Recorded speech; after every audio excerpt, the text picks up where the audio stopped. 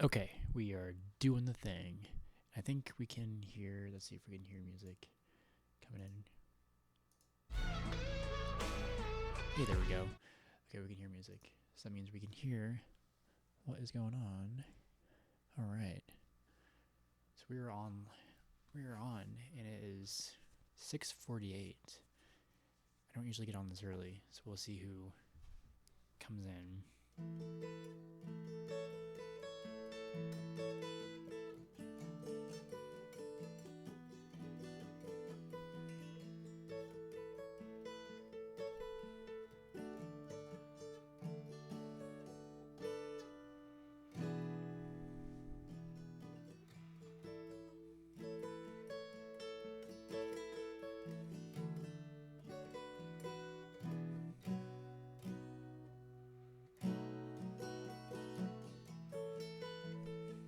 Let's see if I remember how to put this.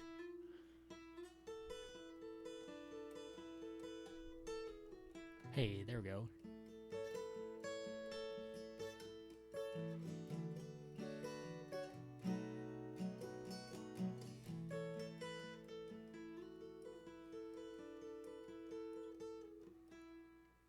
How do you do it? How do I do this part?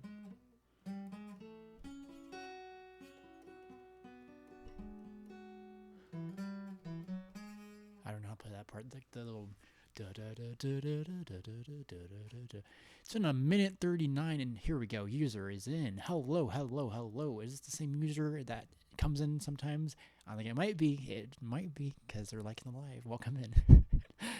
I've been live for a minute and 51 seconds, and you're my first ever person to join. So I hope you've been having a wonderful, fantastic. I'm a TikTok user. Nice.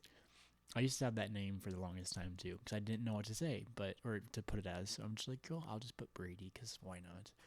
Um, but yeah, I hope you guys have been having a fantastic Sunday. It has been a decent Sunday. I slept in too long again. Whoops. But I'm feeling better now. And we have my guitar.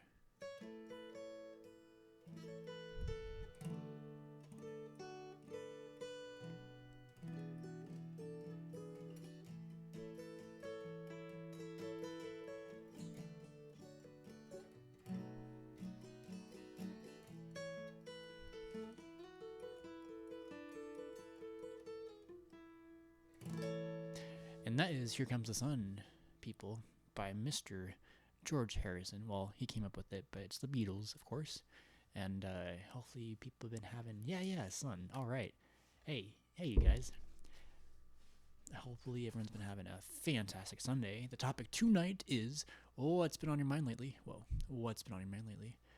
We can talk about literally anything at all, with the whole idea of coming together and be like, hey, what's going on? And progressing and figuring out what the frick we're doing on this earth together. That is the point. But we can talk about literally anything. If people just need to talk and vent about life, I am all ears. I am no therapist, but I do like listening to people. And yeah, that is the gist of what's going on tonight. Hopefully you guys have been having a fantastic Sunday. I see 5 people, but TikTok Studio is different than what shows on my phone. So let's get you guys up on my phone here so I can see stuff. Monitor live. We got 6 people. All right. How is everyone doing? Hopefully people, like I said this all the time, but hopefully you guys been having a fantastic Sunday. I fell in love with someone, but big. I fell in love with someone, BHT, big. Hopefully that's been going okay. Man, when I was like 13, Mom had the White Album. That's when I fell in love with the Beatles. Nice. You're 58. Dude, hell yeah. That's awesome.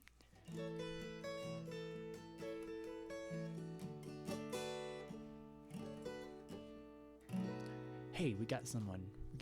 I fell in love with someone, or so I thought, but big feelings are different than that.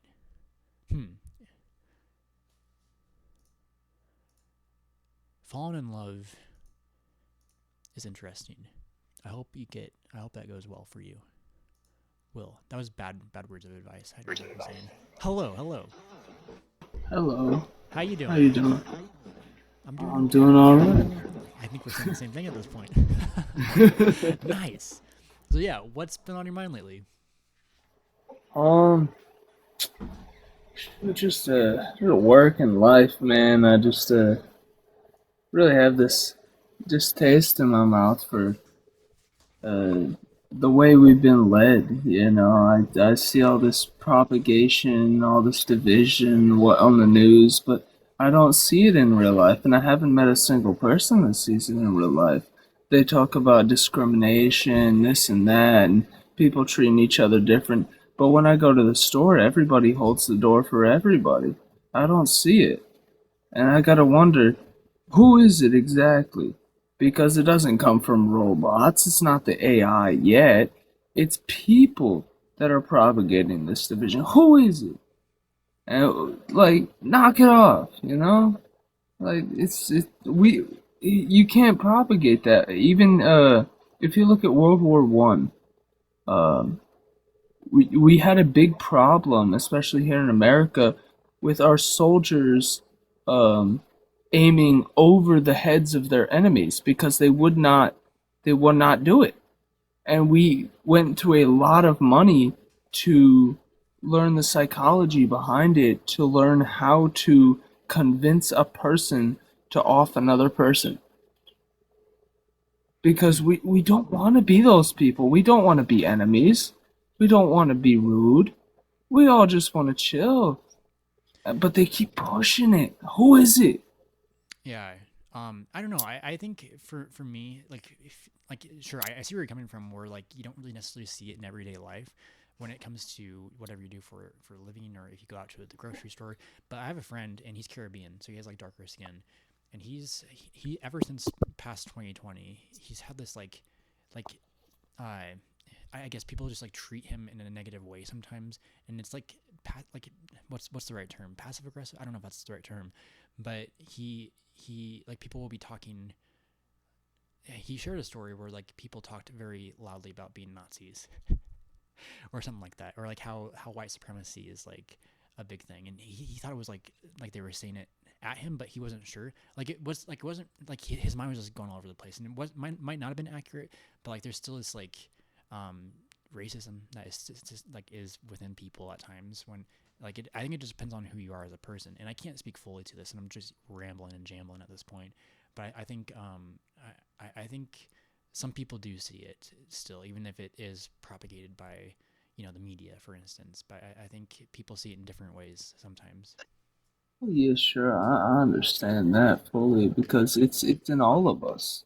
No matter how good of a person you are, you still have your own thoughts, your own ideals, and your own prejudices. Even it's within all of us, but it's those few that are weak to themselves that let it slip out and that let people see that unfortunate side of them, and Yeah, that's where they get it from. And I mean, I'll a share. lot of it's Oh, on go ahead. video. What was that? A lot of it's on video, and the news likes to run with that. They say if it wasn't on video, it never happened. Yeah, I don't know what to think about that. Um, but yeah, I still think. Should I go here, Brady? We could. Like for my dad, for instance, he's very much to the point where like he's like, yeah, Team Red. I'm gonna like no matter who it is, I'm gonna always vote Republican. That's who I am. And I've gotten into topics with him in the past where, if it gets anywhere near debates, like not debates, but politics, like he will say talking points, of course, but then I'll like bring up. I'll be curious. I won't try to argue, but like I'll ask him questions and like poke and being like think about this in a different way, right? And I got him to admit he's racist. I'm like, what? You just said that? And then he's like, well, and he doubled down. He's like, you know what? Like, all your uncles are this way too. They think the same. I'm like, that doesn't make it any better. And then when we kept talking about this, he ended up retracting what he said, saying that he was not racist at all. And I'm like, what the fuck is going on, right? So there's people that definitely do think this, but act in a kind way still, right? Like they'll still treat people and hold the doors open maybe for them, but like they have this internalized thinking where like they think they're superior, And an instance, I'll out my dad again because like why the fuck not? I talk with him, I have a good relationship with him, but I got him on the phone last year, and the topic of George Floyd came up, and he's like, yeah, I would kneel on his neck too if I had the opportunity, because he thinks he's such a druggie and a baddie and a bad black person. Right? I'm like, what the fuck? I'm like, Dad, what would Jesus do in this situation? And he's like, well, I don't know. I'm like, that is a problem because you go to church every fucking Sunday and you don't even know what Jesus would do in the situation. It's like there's this like something Yeah, no, I within understand, man. Don't get churches. me started on the church, man. I'm a Christian too. Don't get me started on the church, man. But Whew. there's something like sure, people will hold open the door for you, but what happens internally with people is a different thing too, right? Like people will be kind and or be nice in their own way, right? But like sometimes people have a different way of thinking that they think they're supreme compared to supreme pizzas. They're higher than others, and it's very primitive, and I believe it's just ignorance is what leads to that, right? If people were more open to discussing with people that are different than them, I think we would be on the right track. And I'm trying to model that for people here, where we can talk about different ideas and have healthy dialogues. But anyways, I'll stop rambling. Sorry about that. No, no, I understand what you're saying. People are vain, and the animalistic, the primal desire of man is to seek power over his fellow man, and that's where a lot of humanity and a lot of societies fall short. Like if you look at communism, communism is a very idealistic society. It should work. It's pretty much good in every way, but it doesn't account for greed or sin, and that's where it fell short. Is few people exploited the good nature of other people and sought power, and they gained that power, and then they took over, and it all went wrong. You know, we wish communism could work, but it can't. You know. Yeah, I don't know much when it comes to different things like that when it comes to communism, because like it's such a buzzword where just like if people hear communist or Marxism, it's just like nah, nah, nah. But I think the ideas are interesting from how I understand it. Where isn't it communism where like you can be a doctor, you can be a police officer, you can be an artist, and you'll make the same wages. It's just like the people that don't do the work. That's where like it gets kind of you know they kind of mooch off the system. If that's is that the right way of phrasing communism? I don't know. What how I would you get define communism? I say communism um is the closest we've ever gotten to like a Star Trek universe. You watch Star Trek? Have you ever seen No, Star but Trek? I know this guy Spock, right? Is that his name? Yeah, yeah, yeah. Right. In the Star Trek, I'm not a real Trekkie or anything like that, but I know how it works. Basically, in the Star Trek universe, there is no money, there is no finance, at least on Earth in the Federation or whatever it's called. Um, they go based on credit, what you've done for the betterment of society. So there is no money. Everybody has everything provided to them if they want, and it's basically a social credit system. You work a job and you do good for people, and your worth therefore is based on what you've done for the communal good of everybody. Mm-hmm. Okay. What kind of system do you think would be good to implement, uh, just in general? Ooh, that's tough because people are very smart, very clever, and they'll find a way around it, and they'll find a way to gain power. Um, so uh, capitalism worked in the short term, but it hasn't played out very well. It was a decent system because it allowed people to gain power in their own respects and compete with other people without dominating. But it got to a point where people gained monopoly and bought all the other companies, and now there's just a few people Right. competing. So Now Disney almost owns capitalism everything. didn't work. Yeah, you got the Nestle, Disney, what's the people that own the deodorant? The Not deodorant. Pfizer.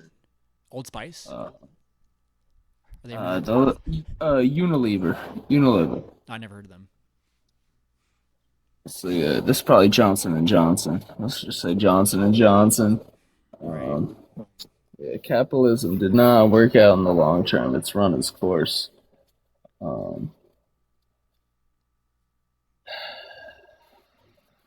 Honestly, I think it works better when you have one person like a king or a dictator or something. Um, because if they do good, the whole country prospers. If they do bad, you have one person to blame and one person to get rid of, and then Ooh. you just put a new person in there. It's a simpler system to reset. You know, But it's like here we it's have on hundreds of people. We drastic. have a president, a vice president, a cabinet, a senate, a Congress, a House of Representatives, a Supreme Court. We have so many people that it's so complex that it's so hard to reset. It's so hard to get good people in there. Wouldn't having that responsibility, like for a dictator or a king, be like so much responsibility for one person? Like how can one voice be everyone's voice, right? I think it would be interesting. Oh, go They've ahead. got to be a good. I think that system really only works for smaller communities where every person in that community can know that person and reasonably elect them.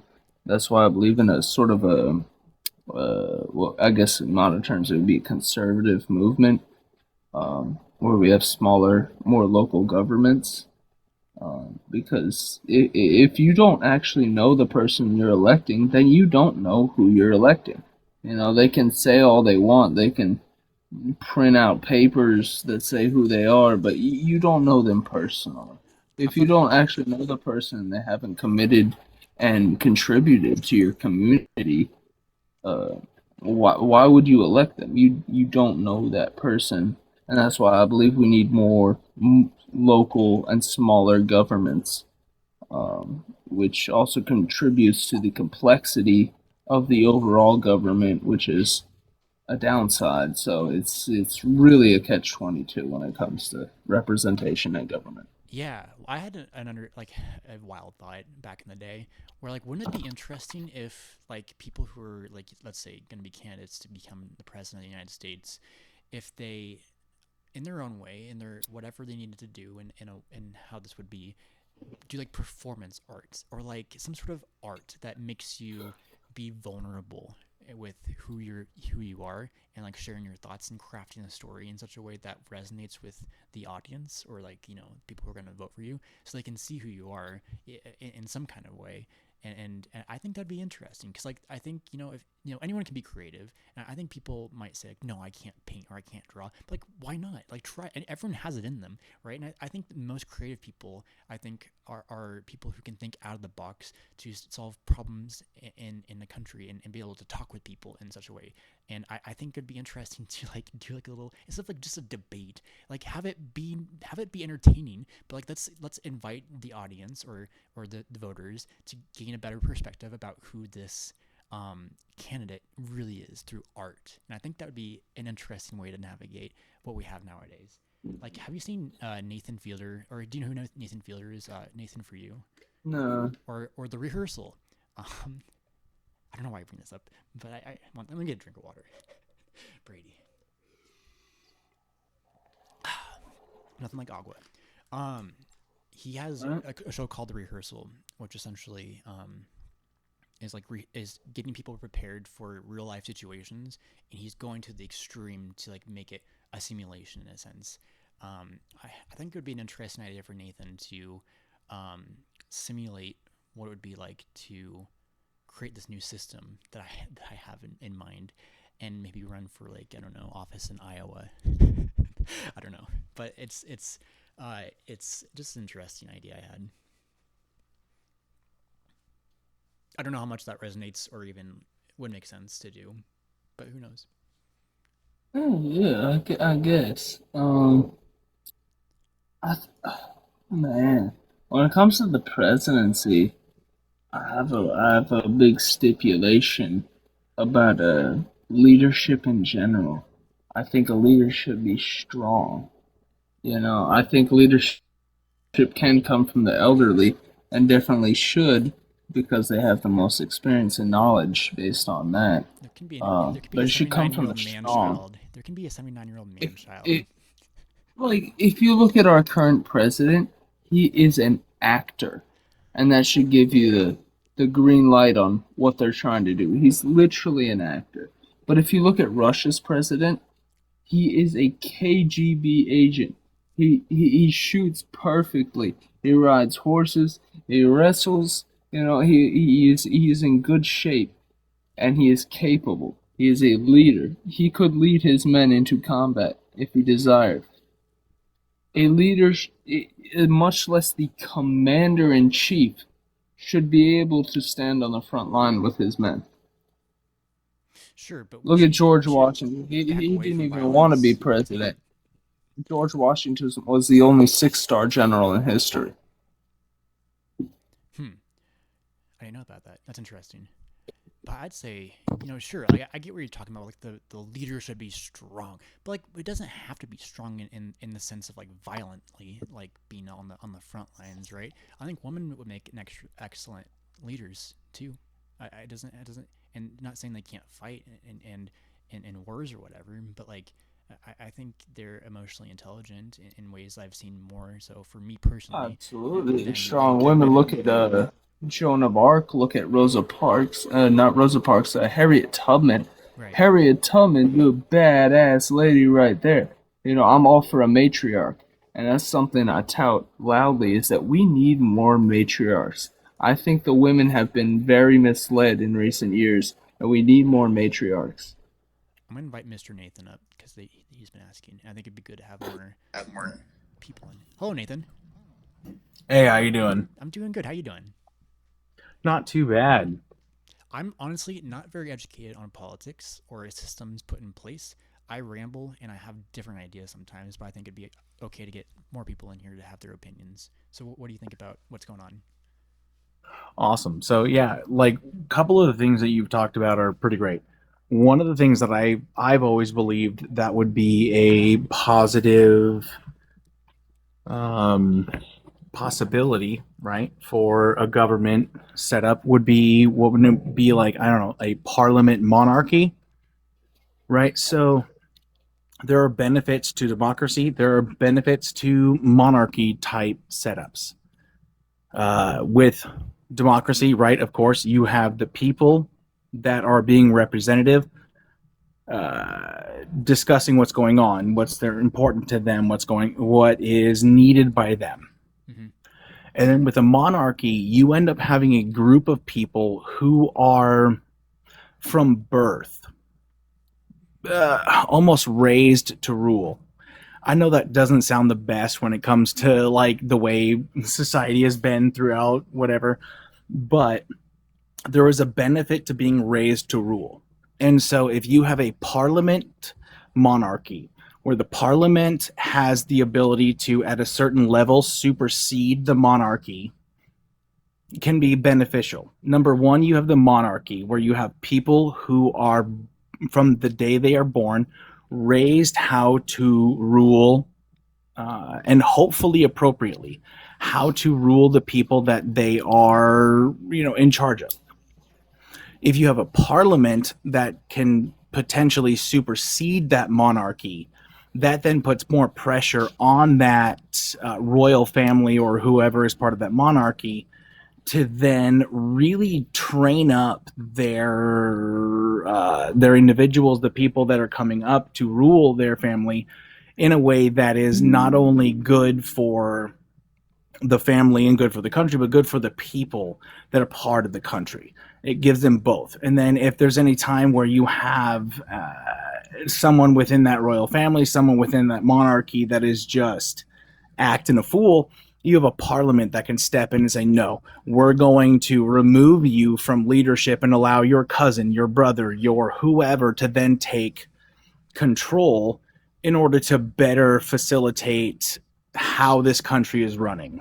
That's interesting because I was going to Well, ask you like what happens if like this like a person in general just doesn't want like this the son gonna be like the prince or whatever, like what if he doesn't want, like what kind of responsibility is like thanks for birthing me, mom, and putting me into this world, that's great, but now I had to become a king or something, like what? That's where the parliament comes in, right? Number one, the child themselves should have the ability to say yes or no. Okay. Like, no, you know what, this is not something I want to take on. But then also, if that child says, you know what, yeah, I'm going to take this on, but then a few years down the road, 10 years down the road, however many years down the road, all of a sudden they are acting in a way that is completely against the people that's going on, that parliament that is elected democratically is able to then supersede or to then do I'm not exactly sure how you'd have it set up, but right, but have some way in order to control, in order to subdue, in order to stop whatever it is that the royal family or the monarchy that is in control is trying to do that is negatively affecting the people. Hmm. Yeah. Oh, checks and balances there. One family, a family especially by bloodline, shouldn't have control over a whole people. Like you said, a parliament elected democratically, the people should have control over the people. They should be able to, you know, choose amongst themselves what's right and what's wrong for them. Um, so a parliament is definitely a good idea if you have a monarchy. But as far as the monarchy goes, as far as the family goes, they should probably have a farm, something to fall back on if they lose power. If they're interested in power over the people, then they should be destroyed. But if their interest is in the people, then they should be treated as one of them.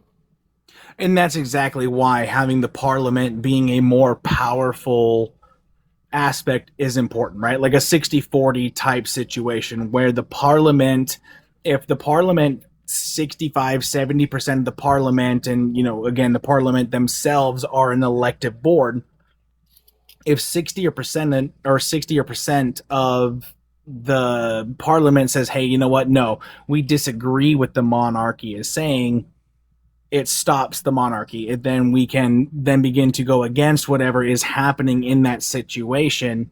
And of course, there would be a lot more involved, right? How do we deal with when the monarchy, whoever's in control, whoever part of that family is going on, if they're continuously acting against the people that they are governing, what do we have in ways of in order to remove them from power, in order to stop them from doing things, in order to protect the people that they are governing? There's a lot more nuance to a lot of this, of course, but this is more high level things, right?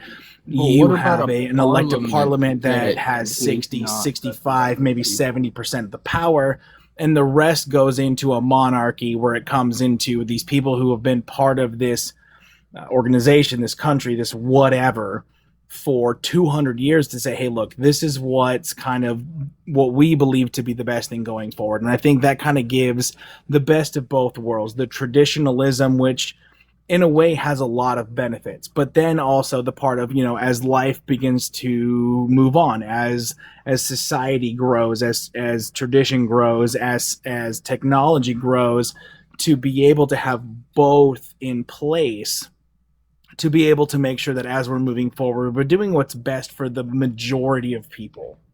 Hmm. That's why I think here in America we need to have more and more frequent voting systems 100%. because I can't think of a single law that's been passed on the state or federal level in recent history that I know a single person that voted for that. I mean, Why it is our definitely government happens. that is structured as representatives of the people? We have representatives, state, Congress, even the president is a representative. But none of them call themselves representatives, and none of them pass laws that people ask for. They're just making up all these laws and passing them. Who asked for that? That's not your job. Your job is to represent the people. We don't need that. We don't want that. Talking about, oh, you gotta be this old to smoke. Oh, you can only go this fast. Boy, cut all that foolishness out. I don't know how to drive. Well, it's what's like what kind of like law that they're passing that's like redundant or like not needed. um,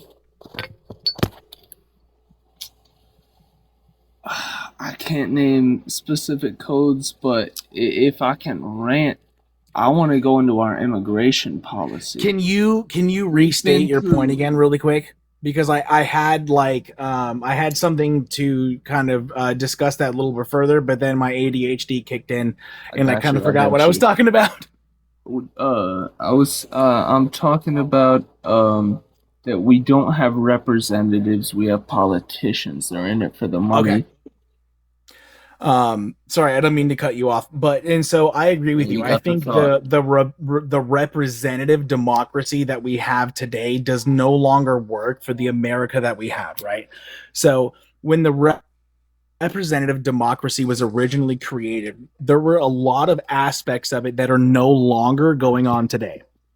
Number one, A lot the fewer people. individuals who were going in and being representatives, right? The House and the Senate, those were individuals who were voted upon, but were not actually paid to be in those positions. These were wealthy people, these were business owners, farmers, landowners, people who had the ability to then go, you know what, I'm going to just not make any money for this period of time, and I'm going to go and do what I can to help the people around me.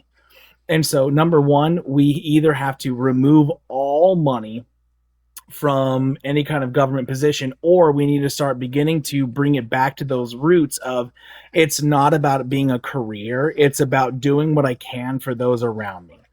And so Yep. you have right things like oh my gosh, I forgot what it's called, when you can only run so many times. um Term. Term limits, thank you, sorry, like sometimes my brain doesn't like to work, right? So you have term limits, you have these different things, and so we need to bring the administration, the governing bodies of this country back to what they're meant to be. And it's not about making a career, it's not about making a money, it's about actually caring about this country, caring about the people around you, caring about this country as a whole, and Yep. doing what is needed to be done in order to progress that country. And so, however we can do that, right? Whether it's term limits or it's removing money from the positions of House and Senate, or whatever it is, getting I back think to in a those current original standpoint, we positions. would have to remove financial gain from an upset that in multiple other lives and a lot in real life is that there can be no financial benefit to this. It should be to serve your community, to help the people around you. You know, 100%. if you better yourself as a product of that, I I'll look past that because you got to look out for number one. If you're gonna if you come from a farm, your family farm, and you run for congressman, and you're gonna help pass a law that helps farmers. Of course, you know what you're talking about. You came from that life. You know the farmers need help. They always do. They're backbone of America. We don't eat, we don't work. We don't work, we die. That's Yeah, America. correct. We got to get the money out of politics. That has to be the number one thing, is getting rid of the, like, Yeah. number one, lobbying needs to be illegal. If you are part of if you are part of a company or an organization, whatever it is, if Oh, you are going to lunch, if you are 100%. whatever with it in any kind of government official, that should be illegal. At the end of the day, government officials need to be 100% biased. But this is also where it's like right now, right? Our senators and our House of Representatives, those people are paid by federal dollars. What if we moved it to state dollars? What if, right, my state of Washington State decided, you know what, we're going to decide what we're going to pay our House of Representatives and our senators? What if we say, you know what, no, you have not represented our state very well on the grand scheme of this country, and so we're going to reduce what we pay you by 10%. Now all of a sudden our senators, our House of Representatives, whatever it is, have so much more skin in the game when it comes to actually representing the people that they serve. Hmm. Yep. This is really interesting to listen to, and I agree with what you guys are saying. Like, how is this implemented? Like, just by voting for people? Like, how do we get this into like motion? The problem I is think this there takes has a to be a real major distinct overhaul. difference between federal and state laws. I think the states really need to be independent. We are the United Yep. States, and implying that the states are their own governing bodies, which they are. We have state governments. Um, so the states need to be much more independent and have their own uh, economies and 100%. laws and whatnot, which should be in line with the rest of them. Because you don't want to have to like have a passport to go state to state. That's gonna get excessive. Um, but the federal should be a lot less than the states. It should be a federal money, so all the states use the same money. A military, so that the whole union is protected. All 50 states are protected. Um, and there's not much after that. You know, maybe some organizations to protect land, like state parks. But even then, they're called state parks. The state should be in charge of that. So there's not much use for a federal government other than a organization of representatives from each state to unify them. 100%. In all reality, I believe that a federal government is there to, right, to safeguard life, liberty, and the pursuit of happiness. Originally, right, they say pursuit of happiness, but it's life, liberty, and property. I think at the Yep, end of the day, the and federal change government is that. there to protect, right, my ability to live, my ability to build a business, and my ability to have a place in which I live, I grow my family, and I raise my food, right? Life, liberty, and property. The problem is we have allowed the Isn't them government, the changing federal that kind government, of contradictive of the Fourth Amendment? say, The third, continue on that, expand on that further, please. no quarter. I have the right to my property. Yes, and I think that so here's my problem with the Fourth Amendment is while I agree with aspects of the Fourth Amendment, I think it needs to be much more specified because there are times in which organizations in which state governments will use the Fourth Amendment and it will negatively affect property owners to positively affect the bottom line, right? So you have people, you have states using the Fourth Amendment to take away property from people to allow Even them like, to run oh, hold power on. lines and I can whatever think of a through. basic example right here. A parade. Them closing down a street. A person owns property on, they have their business on this property, they own this property, and a state will close down the street and take away their business for an event that someone else paid for.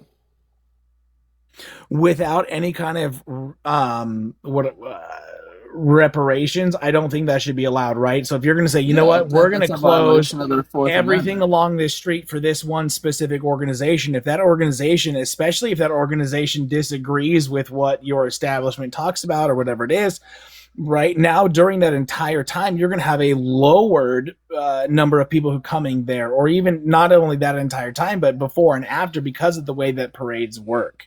I think that there needs to be, right. So the idea that people can be like, oh, we're going to peacefully protest and we're going to close off this highway. No, absolutely not. Your right to protest does not supersede my right to be able to go to work and provide for my family, provide for myself, and do these things. Yeah, for real, Doug, you're jaywalking. Get on the sidewalk. 100%.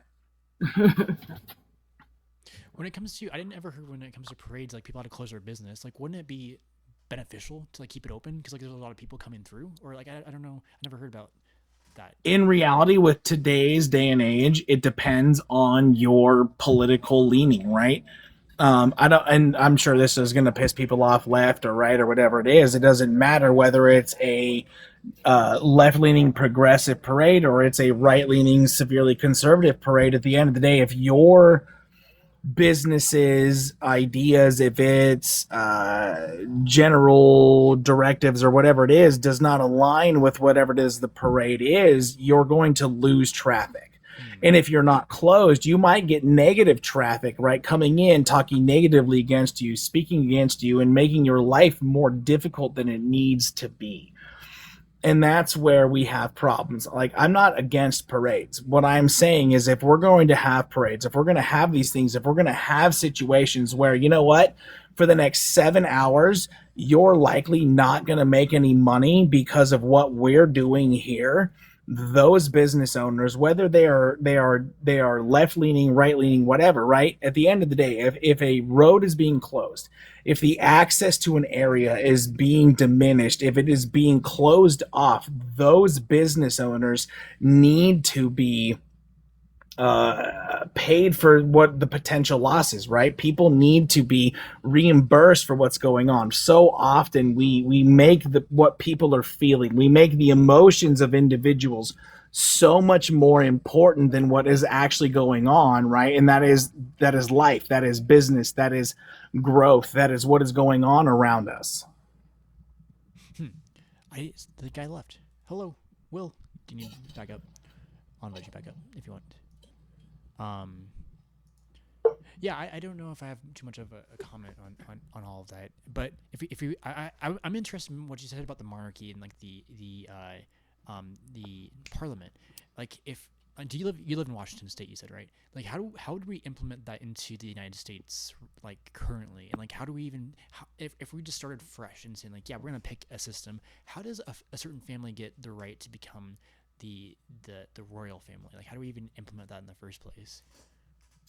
So that's a that's a great question. I think there's a few different ways in which that can be done.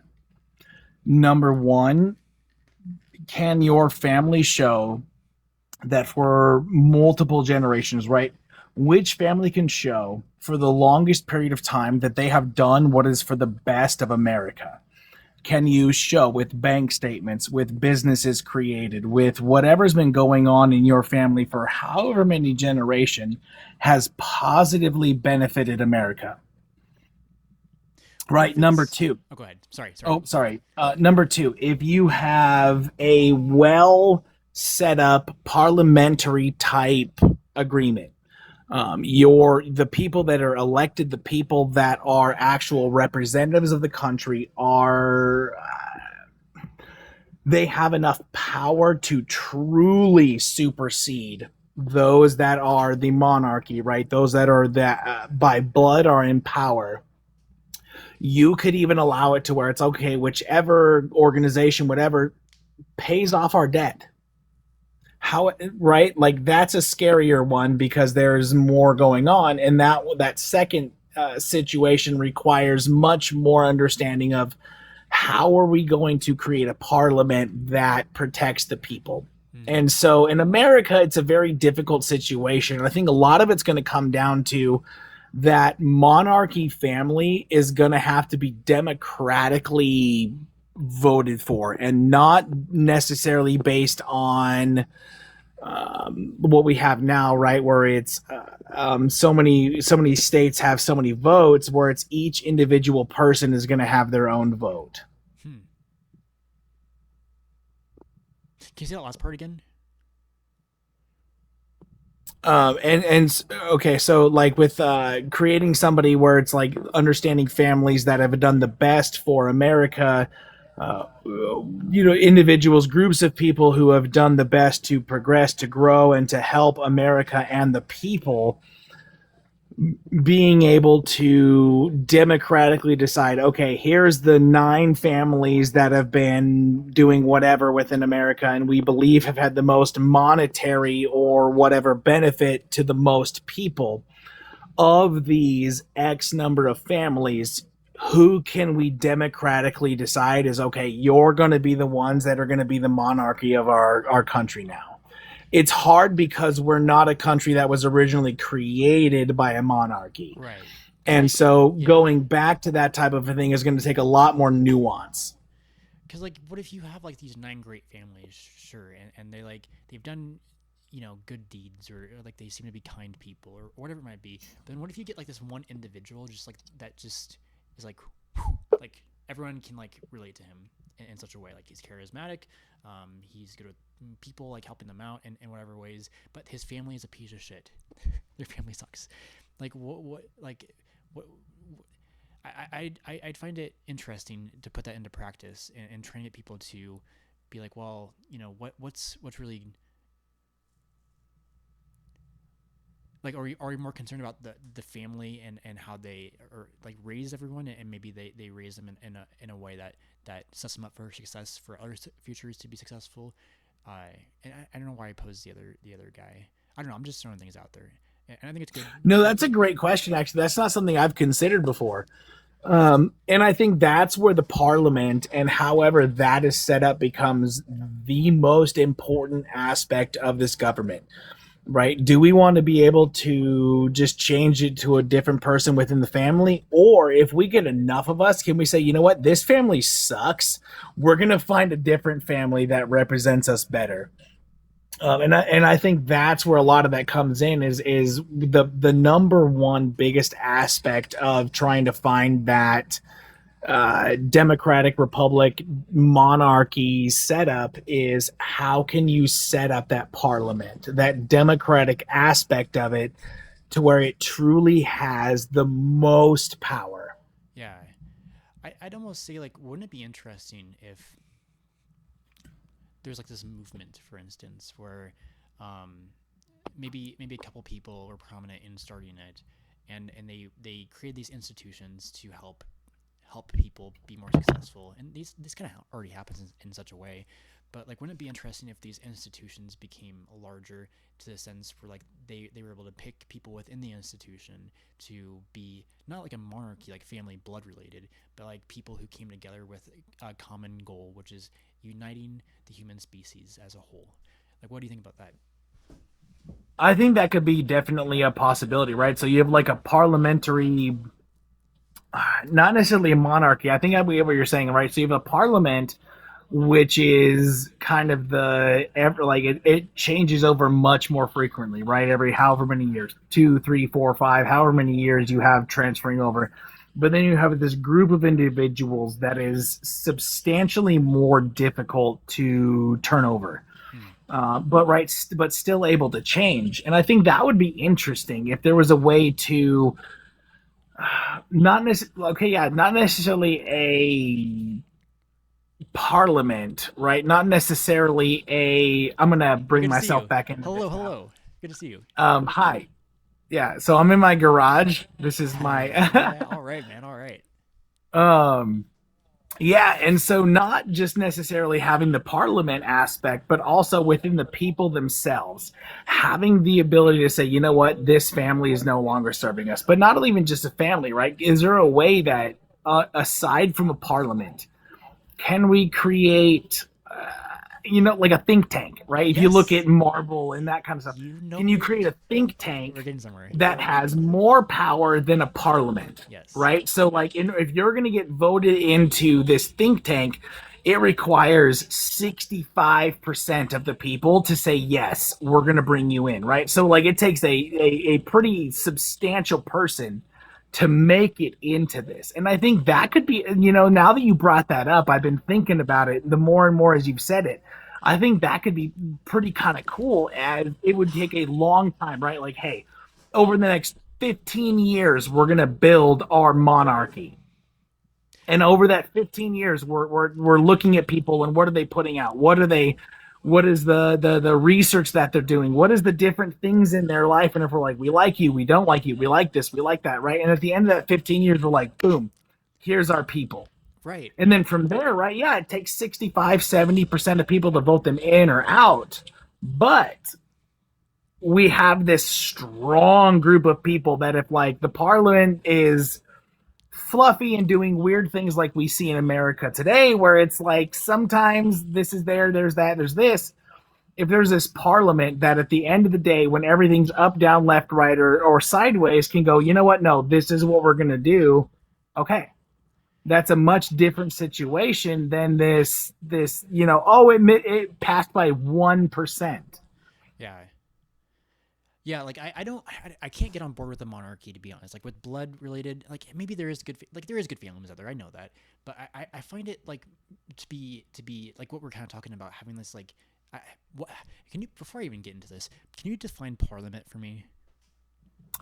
A parliament is a group of individuals that are democratically voted, right? And here's the thing. And so you're going to have people that love the idea of I'm sorry, it's late and I'm trying to think of what do we have right now? Um, where like Washington has so many votes, California, It's um, electoral. electoral. Thank you. Right. Right, the Okay. electoral Oh, I know college. something about politics, I guess. The electoral college, in and of itself, was I think a really positive thing when it was originally created Right. because you had people who were elected. They would go to our government stuff, right? The Congress, the Senate, the House of Representatives, all that stuff, and they would do things based on who they were representing.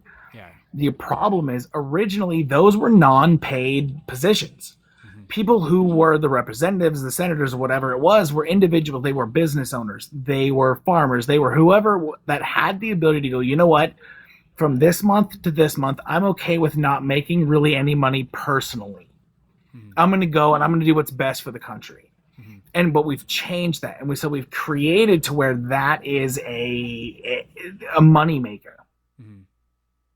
And so while it was necessary to time, right, where like the only way you're going to get news around is at first is what stagecoach. You're taking months to get from East Coast to West Coast and different things like that. And so the spread of information is severely reduced.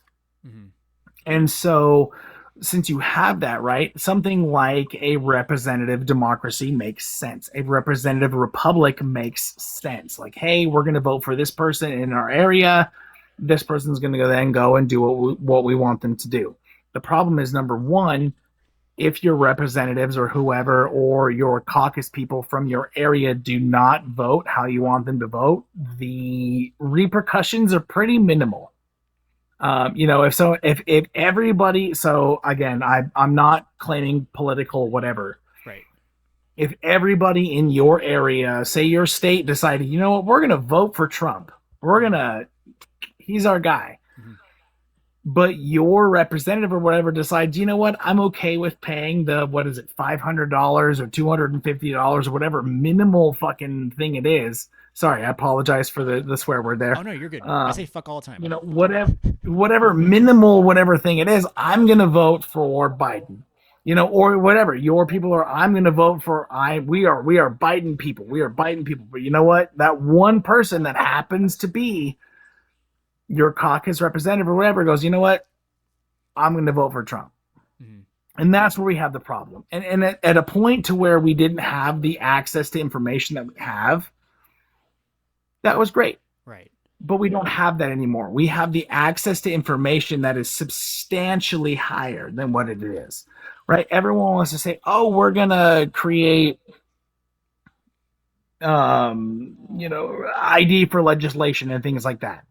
And while I understand the concept behind creating voter registration and things like that, with technology, we can go one better, right? We're like, hey, here's my, before you vote, you say, here's my social security number, here's my whatever, and then you take a photo of yourself and then you vote. That's it. Right. There's no Right. ID, there's no having to go anywhere, there's whatever. And so the idea that we have to have for every single thing we have to have a representative democracy is not necessarily true. Hmm. I think for the big things, for the really really big situations going on, we need to move away from representative democracy and move to a true democracy because of how the access of information that we have today is. Would that be like more of like a popular vote, for instance, or like I've heard of like ways you can vote for like the top three people, like this is my number one, two, three, and then that's like sorted out to like So ranked preferential voting, if we could bring ranked preferential voting into, so this is why like everything's very nuanced, right? If we were right, just like, you know what, no, we're not getting rid of the electoral college, okay, cool. In my opinion, again, for anybody who decides to listen right now, my opinion is a ranked preferential voting is the best next opportunity. So you have ranked preferential. So you're going to give right. So this is my first, second, third, fourth. However many we want to give. Say we want to give 10. I don't give a crap. You want to give 27 votes? I don't give a crap.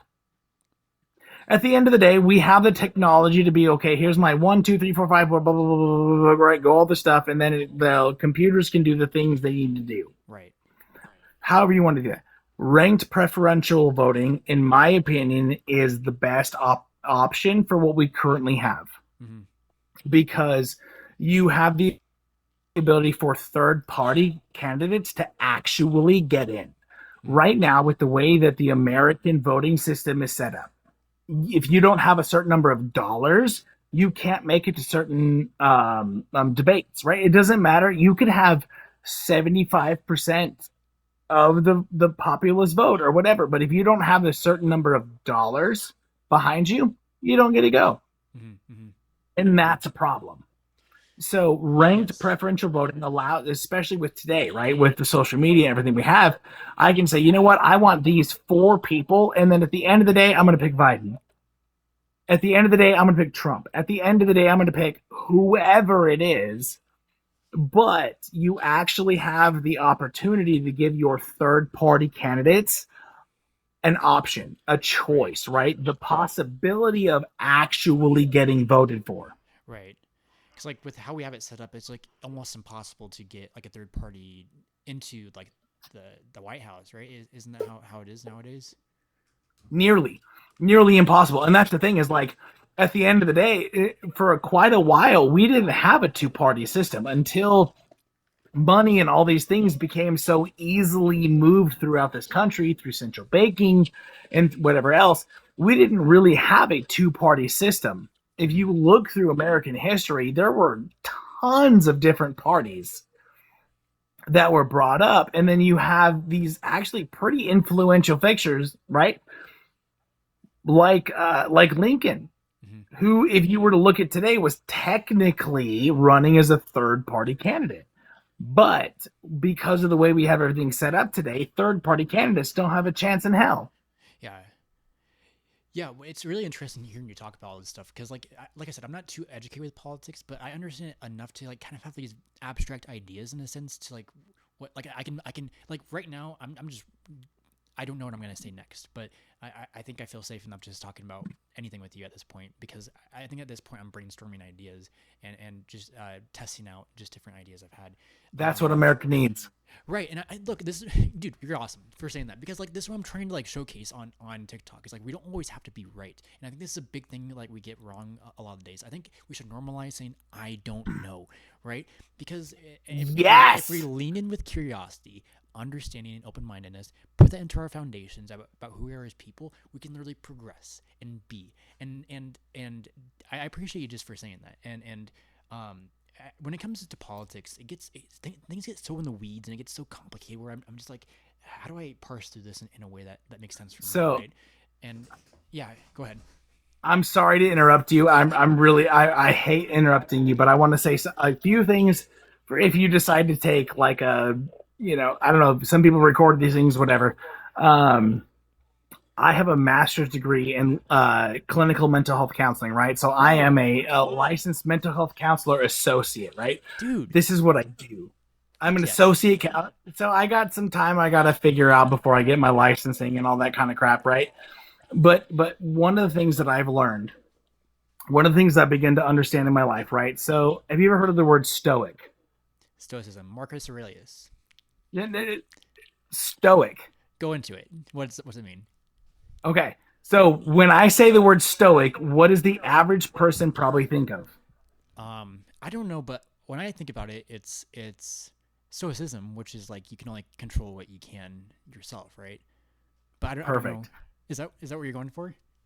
So that is so the average westernized, or what I like to call the bastardized version of stoicism, right, is what you'll see is, oh, men need to be stoic, so you got to be strong and this marble and you can't feel and you can't this and blah blah blah blah blah blah blah.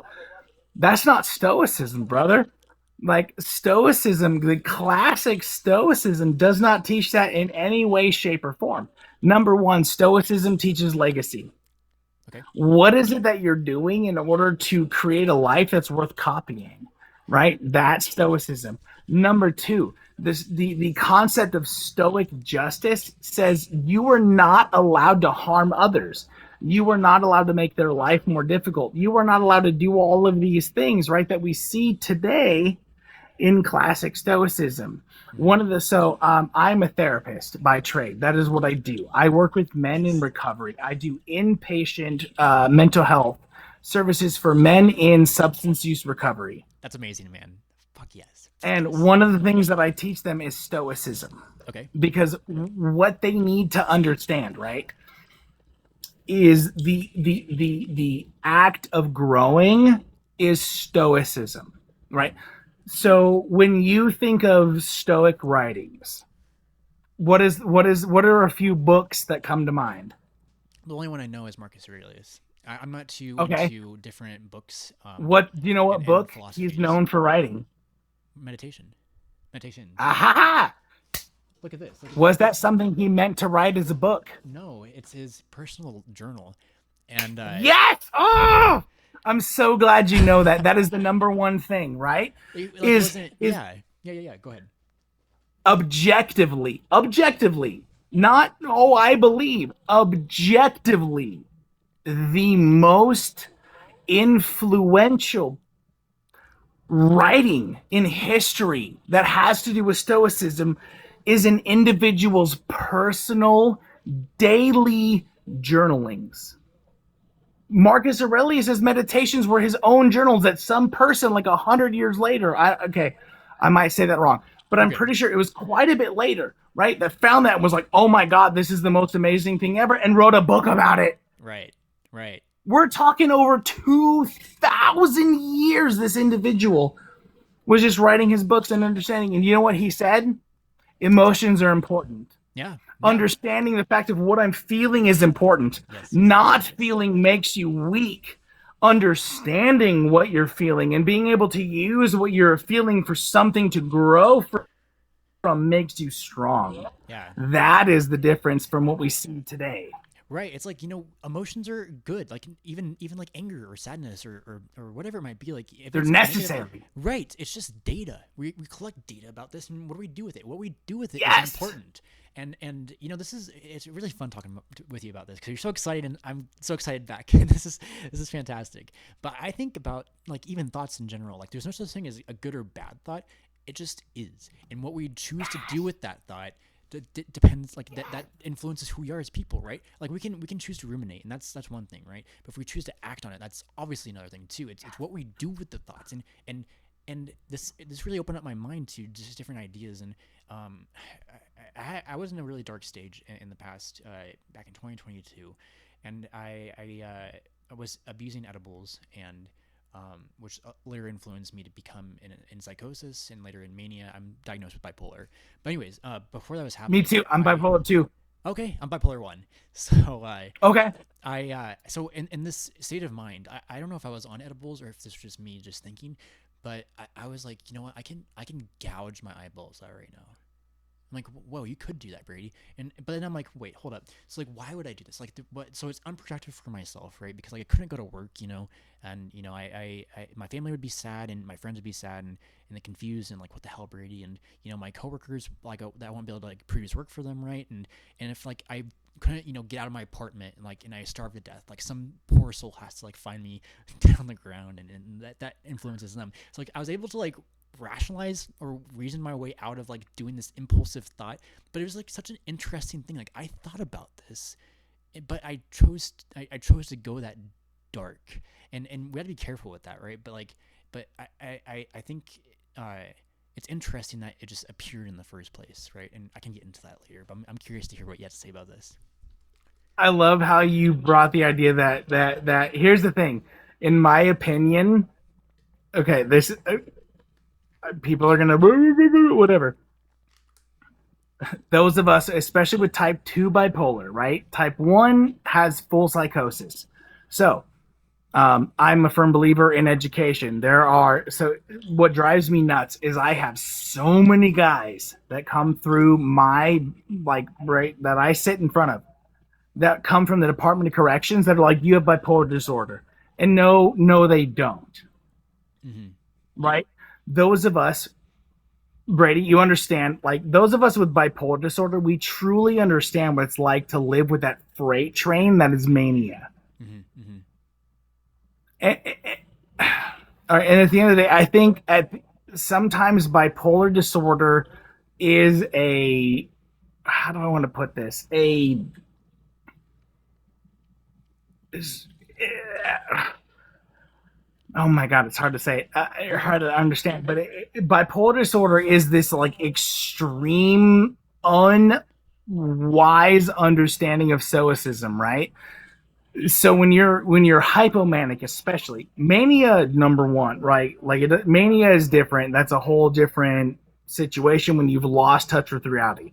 But anyone with type 2 bipolar disorder has hypomania. Mm-hmm. So those of us, we don't lose touch with reality, right? But Mm-hmm. we have that like extreme, like, yeah, this is what's great, this is what's going on, this is what's important. Like, do you feel euphoric? Do you feel like the grandiose thoughts and ideas happening? Like, what's it like for you to experience hypomania? So hypomania initially is a that euphoria, right? I have the ability to do anything I want to. Mm-hmm. It eventually goes into the grandiose ideas of, you know what, I'm the smartest, the greatest, the number one person ever. The difference between type 1 and type 2, right? So hypomania, you have all of those freight trains, I'm the greatest, I can do this, like all of those motivating factors. Mm-hmm. Type 1 has actual psychosis Mm, okay. where you lose touch with reality, right? Yes. Yes. I'm God. I have the ability to fly. I have blah, blah, blah, right? Things that are outside of the touch of reality. In my opinion, type 2 bipolar disorder is an extreme example of that, right? Mm-hmm. My abilities, my the levels of which I'm able to create, the whatever it is, right? All of these things are my own ability to create. Mm-hmm. That is one of the things that I learned from my type 2 bipolar disorder is I in my mind I said whatever I decided I wasn't going to do, I'm going to do it. Mm-hmm. And the problem is not maybe not problem. This the end result is most of the time I did it. Mm-hmm. Right? I looked at there were times where I if you want I can go print them off and whatever else, but I have certifications from Harvard level courses Whoa. in metaphysics and these different things that you can go on and they're cheap. They're like 20, 40, $60. You don't get actual college credit for them, but you can do it, right? I took an entire quantum physics course, a 2-year quantum physics course, 8 days. Dude. Whoa. Holy moly. Why? Because mania does that. Right. It says, you know what? I have no problem. Did I pass the test? Did I do the things? Yeah, sure. Do I remember now what I learned then? Maybe 65% of it. And that's the difference. Yeah. Yeah, it's good you're able to articulate and like reflect back on like how you operate during those times, because I think I do that too for myself in a way to just like I kind of apply meaning to it in my own way, but it's like, I've gone off the cliff and I fell so hard, but like I'm scratching the surface, I'm climbing up, and I'm here to tell the tale. And it's one of those things where it's interesting where the mind goes in delusional thinking, and like my perception of reality shifted so many times, um, 100%. and one of the first thoughts that came to my mind was because I was wrestling with like just reality and general, like what does it even mean, and I was like, okay, God and the devil, whoever gets to me first can have me.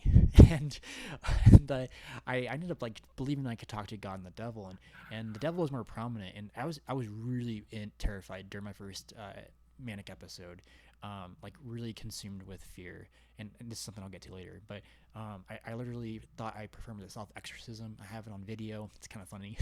I can say that because it's me, and I literally Yep. forgot my name. I could not log into my computer for work Yep. because I remote like my brain just like being in such intense fear and being like so confused, but also a lot going on like euphoria and grandiose thoughts. Like I remember my brain just like it was like painful, like a headache in a weird way I've never experienced before. And I think maybe part of So it might real have been quick. because I wasn't. Maybe part of it was because I wasn't like hydrating enough. But you could go ahead. Yep. Okay. Sorry. I'm sorry. Question: Were you a different person when you were fully manic or hypomanic? More confident, more euphoric, Did silly. you feel you were a different person? I felt I was my true self, which is interesting to Okay. say. Yes. Okay. So currently on the DSM-5, this is something that I, as a counselor, right? I have a master's degree in clinical mental health counseling Okay. that I have made my life goal to reclassify bipolar disorder from a mood disorder to a personality disorder. How do you Shivers. feel about that? Shivers, because it resonates with me. I think Yes. you know what Ugh! you know what's really interesting. I'll tell you this story because I was going to tell you a different story, but I'm going to tell you the story first. So my second time being in Mania, it's a popular I trend have for me. type 1 and I'm in the depression. I'm hold on one second. Heather, are you still here? Heather's here. I'll invite if they want to. There's a Heather Nichols. It says I have type 1 and I'm in the depression. I'm sorry. Ugh, my like counselor kicked in. Okay, Heather, here's what I'm going to tell you. Okay, number 1, this is not counseling advice. This is not legal counseling, therapeutic advice, whatever, right? If you are depressed, do exactly the opposite of what you want to do. All right, you want to sit in your bed, go out and do something. You don't want to do something you normally like, go and do it. The 5, 4, 3, 2, 1 method. If you have said, I'm too depressed, I can't do this, count down and go 5, 4, 3, 2, 1. Stand up from your bed and walk out the front door of your house. That's it. If you can do that, the rest of it will follow through. Breathing is good. It's Breathing is great. Breathing is great. But the problem is, if you're breathing in your bed, you're still isolated. You're still away from people. When we're depressed, I can tell you from type 2 depression and somebody who has attempted to no longer be here in this world, you got to get out. You got to get on the sunlight. You got to get around people. You got to get yourself doing things, even if you don't want to do it. Here's what I'm going to tell you. The 5, 4, 3, 2, 1 method works. Go 5, 4, 3, 2, 1 and walk out your front door. It doesn't matter if you go and do something fun, right? Like you're going to play squash or tennis or whatever. Just walk around your neighborhood. I'm going to tell you right now, if you walk around your neighborhood for the next 10 minutes, especially when it's sunny, you'll feel better. yeah. I find walking to be extremely helpful. Just it makes me think in ways, and something I've developed a lot this past year is externalizing my voice, and trying to speak out my thoughts out loud and make them real. Because one thing I that was really Verbalization is in key. right. One thing that was really tough for me was when I was severely depressed a couple of years ago, to the point where I was scoping out gonna buy a pew pew, and we don't need to get into that. But funny story how that didn't work out. But we can get into that later. Just did not work out, and I was in a really negative state. But like how I talked to myself was important, and I've been trying to. If I say a negative thought out loud, be like, no, Brady, like, it's okay you said that, but like, that's not what you're about. Like, be kind to yourself, essentially. And I had to develop this in a different way, but how we talk to ourselves is critical too. Um, I have really bad separation anxiety from my son. It's going So to the be sorry, the idea, so you said something, it's okay to blank. Yes. Yeah, yes, yes. Oh my God. If every person listening this or watching this or whatever can understand, it's okay. right, It's okay to be sad. It's okay to be angry. It's okay to be anxious. It's okay. It's okay. right. The only thing is, it's just not okay to stay there. It's okay to be there, but but what you need to do is understand why and then do something about it. Yeah, it's okay to feel that way, right? But like George Harrison says, all things must pass, right? And it's one of those things where I've gotten a lot of peace with feeling that way. Like the week before that, past couple weeks, I've been feeling kind of down, and I haven't been going on live as often. And it wasn't like a depression, it wasn't necessarily sadness, but there was something off about it where I just got in my head and I got negative, and I'm like, I'm such a fraud. I'm so fake. Like going on That's TikTok and doing depression. this, right? Well, it showed up in a different way, and it was more subtle compared to how it was Yes. because I believe I'm developing this like coping mechanism where I externalize my voice. I act like I'm talking to one of my friends, right? Or God, maybe, perhaps, or one of my other friends, or Tyler Yep. Childers. Go see him Yep. live, guys. And this guy, he's the story, but he sings a song called "Biting List," which is if he ever gets rabies, someone's gonna be high on his biting list, right? And it's a funny, silly song. But he like before he sings it, he just rambles about like the people that don't put their shopping carts back. Those people just tick you off, right? Like I can't do a good Tyler Childers impression, but like how he Yes. says it with so much like passion, and he's like How it's like, dare yeah, you? right. So like so he becomes like a character in my mind when I think something, and he says something, and I just crack up whenever that happens. But I think like putting words to like, hey, who are you? No, who are you? Trump? No, no, you're my pointer finger, right? So like there's Yes. there's this like idea, but we can get into it, where there's like a confused agent trying to tap into all of us. And I think this is my way of like psychologically understanding my mind and how fucked up I was with traumatic periods happening. You're not But fucked up. You right, are who you thank you, are. thank you, and yes, thank you. But like I think one of the things too is my hypothesis with bipolar. Getting back into that is I think if anyone has been in trauma of some sort, they're at least susceptible to psychosis, but perhaps bipolar of any of the two. And I'm curious to hear what you have to say about that study in it. So, uh, one of the things I love, right, when it comes to like we talked earlier about classic stoicism, and even when it comes to cognitive therapy, right? Mm-hmm. It's not necessarily the event itself that's the problem. It is the weight, the reasoning, the value that we place on the event that actually carries the traumatic weight. Mm. Hmm. And so our ability to understand, right, situations for what they are allows us to move forward. And there's a lot that has to do with that. So anybody watching again that maybe they've been through some stuff and they're like, "Well, I don't understand why I couldn't." Number one, each individual has their own personal ability to deal with what's going on. Number two, each person has their own support system. Do you have the people in your life to be able to help you support you through it? Number three, do you have the skills? Do you have the understanding of what it means to move from this traumatic experience to actually facilitating it and bringing it and incorporating it into your life and moving forward with it? And the vast majority of people don't have that ability, and that's where we find things like PTSD. And in very severe cases, you have bipolar disorder, schizophrenia, and even in the most severe cases, you have dissociative identity disorder. Right. Yeah. There's my friend has that, and I'm deeply fascinated with how her mind works. Um, because I think there's more going on than what we think. Because I think sometimes we classify these as illnesses when I think there's more going on with the brain that we don't fully comprehend as a whole, right, or as a collective of people. Funny story. Funny, not funny story. Sorry, I don't know why I said it that way. You're good. I'm a millennial, so funny story is kind of like my like, hey, check this out. Like, anyway, so there is an entire field of therapy called internal family. Sorry, English is only my primary language. Internal family systems.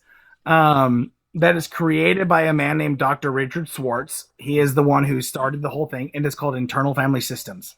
And I love it. Mhm. I think it fits so well with the understanding that the individual person has with himself. So internal family system says we are made of parts. Ooh. So we are born with a self. Mm. And that self is made up of 8 C's, right? So you have compassion, Again, I'm literally on the spot here, so I'm not thinking of. There's 8 C's to the self, right? But they're all positive, right? It's compassion and curiosity, and this need to understand what's going on with the world around us. That is the self. We are born with that self, and nothing can change it. Nothing can break it, can ruin it, can diminish it. Nothing, Mm-hmm. right? Here's the thing: life creates new parts, and these parts have specific purposes. You have managers, right, that come in when things are getting a little freaky, right? And you do certain behaviors. And then you have firefighters. Firefighters are the individuals that we call that do like really, all honestly, usually not healthy behaviors. Firefighters are like substance abusers. Or individuals who hurt their significant other or whatever, right? Those are those firefighters, those people who react 100% based on emotion. Yeah, you're not talking about actual firefighters, right? Like you're talking about like No, no, no, no, no. just to clear that It's up. it's one like, hey, look, the world like, and so the firefighters show up when the managers, which are those individuals who tell themselves, hey, you're not strong enough. Here's what I'm going to do, Yeah, it's right? So injustice. your anger, your Yeah. frustration, your anxiety, your depression, your inability to trust other people, those are all managers. Hmm. Those are all parts of yourself that were created through your life, right? Your so and so in your life hurt you, and so you learned to trust people. You learned that maybe there's a song that recently came out that some of us get childhoods and some of us get survival on repeat. Mm-hmm. And there's a difference in that, right? When your child is survival on repeat, you develop these different parts of yourself. Right. When mom and dad are angry, or when dad is angry, I'm this. When mom is angry, I'm this. When dad is sad, I'm this. When mom is sad, I'm this. When this is going on, I'm this, right? All of these different parts of ourself that show up when our life is blowing up. Mm-hmm. This is going on, so this is who I show. This is going on, so this is who I show. These are parts of ourself that have been created out of necessity, Mm-hmm. out of survival. Mm-hmm. If I didn't create this part of myself, I would not be here today.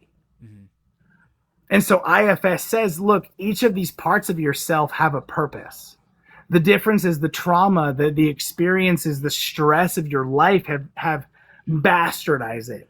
Mm-hmm. Right? So that internal critic, one of the things I love to talk about my guys with is that internal critic, right? That part of you says like you're weak, you're lame, you're slow, you're this, you're that, blah, blah, blah. If you were a better this, if you were a better that, if you were a better father, you would show up and that's an internal critic. That is a part of yourself that has been bastardized, that has been trained wrong. Mm-hmm. Those are supposed to be your internal motivators saying, look, you are a great man. You are a man of integrity. You are a man of courage. You are a man that has the ability to create sons of valor. The problem is your experience of life have told that part of you that beating you up, that telling you that you are less than is what is necessary to motivate you and to be something better. Right. I would say that voice can be necessary at times, like not overusing it, but like using it in a way to like be like it's good to criticize In or a like positive way. for positive self-criticism. Like, I need to work out. Womp. Yep. But But like I know that. the voice that says, "Hey, it's important for me as as a man, whatever, to be able to protect those around me. How do you phrase it? Yeah. It would be good for me to be strong. It would be good. It would be important. It would be beneficial for me to be strong. And then Right? Those are the good things. right? The part of you that says I should, I tell my clients, you will should sturbate all over yourself all the day. But at the end of the day, what part of yourself are you saying? Yes, I need to be a strong man for these reasons. Right. But I do it to be a strong man, not because I should do it. Because I want to do it. Mm-hmm. Because I believe it's important. Mm-hmm. Right. I have a story to tell, and I think you might resonate with this, and it's been a way of me developing how I talk to myself too. So I was homeless last year, back in November, and I went to a lake pretty often and just talked to myself and like externalize my voice and whatever. And I really really wanted to get off of chewing tobacco. It's disgusting. It doesn't do me any good. And I'm like, okay, so what do we do, Brady? And so I was walking the path, and I envisioned my future self along this path at this point in time. Like, okay, so future Brady's negotiating with me right now, and what he's saying is like, okay, Brady, when you get to this point up ahead, you're gonna figure out that you don't ever need to chew tobacco in your life ever again. I'm like, God damn it. Okay, fine. So I went on this path. I'm like, okay, so reasons why. I my gums are starting to recede. Let's see else. I like my teeth. I like my smile, and I want a girlfriend, damn it. And by that point in time, when I'm up ahead in the path, I sign the contract. I'm like, okay, boop. And it's made me think, like, if I can negotiate with future Brady like this and like talk to future Brady like this, like what does that say about past Brady? And it goes like this. It's like, Brady, what you did in the past, you might have slipped and failed and maybe not done the best thing all the time, but if it wasn't for you, buddy, I wouldn't be who I am today. And it helped me be more kind to how I just interact with who I am as an individual, right? Yes. Perfect. So number one, before I move on to who is this? Sean Zinn in the comments. Number one, understanding that it's about growth. That's number one. Sorry, I totally blanked what what I was saying there. Because Sean talks about being still homeless. Oh, I didn't see this. So Sean said, yes, always, that the podcast. Joe said not. Your son poor is still homeless and live in a tent. Okay. So, Sean, here's what I'm going to tell you. You cannot control the fact that you are currently in a tent. You can't. You can't control that other people are going to look at your situation and consider you a loser. You will not be able to control the fact that people will look at your situation and consider you less than.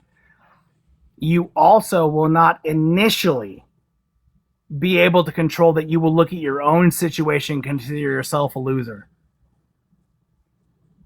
What I am going to tell you is what you can do is what you do after that. When you tell yourself, Sean, you're a loser, what are you going to do next? Are you going to say, you know what? No, I have the ability to do this. I have the ability to gain this. I have the ability to learn this. Or are you going to say to yourself, yes, I am a loser? Because that's the key. That's the key, Sean. Can you look at your situation and go, yes, this sucks? Right? The classic Stoics taught an understanding called amor fati, the love of fate. And it has nothing to do with the fact that fate is fair, because it's not. Those of us that have been through the crap, that have been through the fires of life, understand that fate is not fair. But the Stoics teach us amor fati, the love of fate, because at the end of the day, that fate is ours. And we are the only ones who can determine how that fate ends. What are we going to do next? Yes, I am homeless, and that absolutely sucks, but what are the things that are available to me? Yes, I might not have a college education or maybe even a high school diploma, but what are the next steps that I can do to gain the skills that I need to gain? Yes, this blank sucks, but what can I do next? And that, Sean, is the cheat code of life. Life is never going to be fair. It's never going to give you, it is never going to give you the opportunity you need to move forward. So you are the one who is going to decide what you're going to do next. That is how you continue to move forward. You want to cheat me, I'll destroy it all. Here's what I'm going to tell you, Sean. Stoicism are the cheat codes of life. understanding what is important, what is not important, right? Stoicism teaches us these different parts of, honestly, here's the thing. People like Marcus Aurelius said, what is it that I can control? Can I control other people? Can I control what this employer is going to think about me? This person who's going to give me a job or a place to live or whatever is going to think about me? No. But what I can do is develop the character of self, the capacity for character, in which develops the ability to create the character that allows yourself into those areas. And I hope you can bring that into your life. Life is going to suck. I teach that to the guys that I work with every single day. I work with men in recovery, men who have come out of homelessness, men who have come with felonies, with all this other stuff. At the end of the day, it's going to suck. And there is absolutely nothing we can do to change that. Yeah, it sucks. What are you going to do about it? Are you going to complain, or are you going to gain a new skill? Are you going to learn something? Are you going to have the ability? Are you going to learn a new route? Because at the end of the day, complaining gets you nowhere. And Sean, you said I hope you can understand, you have blank something. What is it? You have no month left. You have blank learn in a month. I'm trying to understand it too. And I can't really comment on some of this stuff because I don't really know what is going on with Mr. Sean. Can he pop in? If he wants, Sean, you're more than welcome to come up if you want to chat. The request button is down here, the blue and the pink people. Or if you just want to come up, you can chat if you'd like, but don't feel like you have to by any means. Just appreciate you being vulnerable and sharing your thoughts up here. Yeah. Yeah, I don't know. First off, Brady, thank you for letting me just yeah. Well, dude, this speak over all this nonsense, all this, man. I appreciate it. This is what it's about. Look, we get into deep topics, we get into philosophical ideas, politics. We vent, we rant, we do whatever we need to do in this on my page, right? I strive, and I'm trying to build a community of people. And in the future, I think it'd be cool to make a Discord server just for people to support each other. But it's been prevalent within past lives with people and people. There's what was it? A couple weeks ago, there was a atheistic Satanist. There was two theists and agnostic, and me, agnostic but spiritually leaning. Do you have faith? We were all talking about different ideas and supporting each other. It's such a beautiful thing. But what was that? Do you have a faith? A favorite? A faith. Oh, faith. So I was indoctrinated into Catholicism as a kid. I became atheist, and I became agnostic, and now whatever you were doesn't matter. What matters is, what do you believe today? So this is interesting. I'm agnostic. I say this first because I think it's important to come back to saying I don't know, to bridge the gap between different ideologies and beliefs. But I lean spiritually, and I practice it in my own way, saying hey, goddesses, how's it going? Or whoever I talk to, right? And I built a narrative, and I can't force or project that on other people, right? But I can explain that, perhaps, and I say perhaps because I don't know, but perhaps we are the technology that the gods created to help the confused agent upstairs that thinks it's a god, to help him or them or whoever it is become like God too. And it's up to us, as we experience the confused agent, to be like, hey, buddy, you know what? You try to control me this time, but you don't control. And it's, I'm like doing performance theater in a sense, right? Like performance art right now. Like I put these characters out there, and I say things in a different way that I haven't seen people do. And I haven't fully done it. I haven't fully let people see Brady. But I think perhaps we think about this way, as if I'm a good actor. Perhaps that's where we start. And then there's agents, and then there's gods. And it's up to me as a good actor to find agents. So I'm gonna, if we want to test this out, hey Nathan, are you my agent? So you're not agnostic, you are spiritual. But I go back to agnosticism because I don't. Do you believe you believe that there was more than likely a higher power entity of something that is in play here. I'd like to Whether or believe. not that is the Christian God or whatever, do you believe that there is likely some kind of something going on, whether it's a person or some kind of being or power or force? Do you I'd, believe that there is something greater than us? I'd like to believe there is one true force driving us up, if that makes any So you're sense. spiritual. But I go back to being agnostic when it comes to, yeah, well, so yeah, I am spiritual. So do you believe the human person is only the physical being I believe there is the body, the mind, and the soul. and the soul, the Spirit. spirit? Right. I think So it's down. spiritual. I think it's down here, right beneath the sternum. Yeah, It there's a is. difference, right? Here's the thing. So I will tell you right now, I'm a Christian, Okay. right? Whatever. Like that's great. I believe in Christian values. I believe in that. But as a counselor, I also understand there's a difference between agnostic, right? Well, maybe, and spiritual. In the fact that there is something out there. There is something out there that is greater than me, that is greater than every person here, right? Whether you call it the universe, you call it God, you call it karma, you call it whatever. That is spirituality. That is one of the things that has killed Western society is the idea of, no, I'm agnostic, so I'm not spiritual. No, you are. You're just not religious. Well, I say agnostic because I think how can I phrase this, Brady?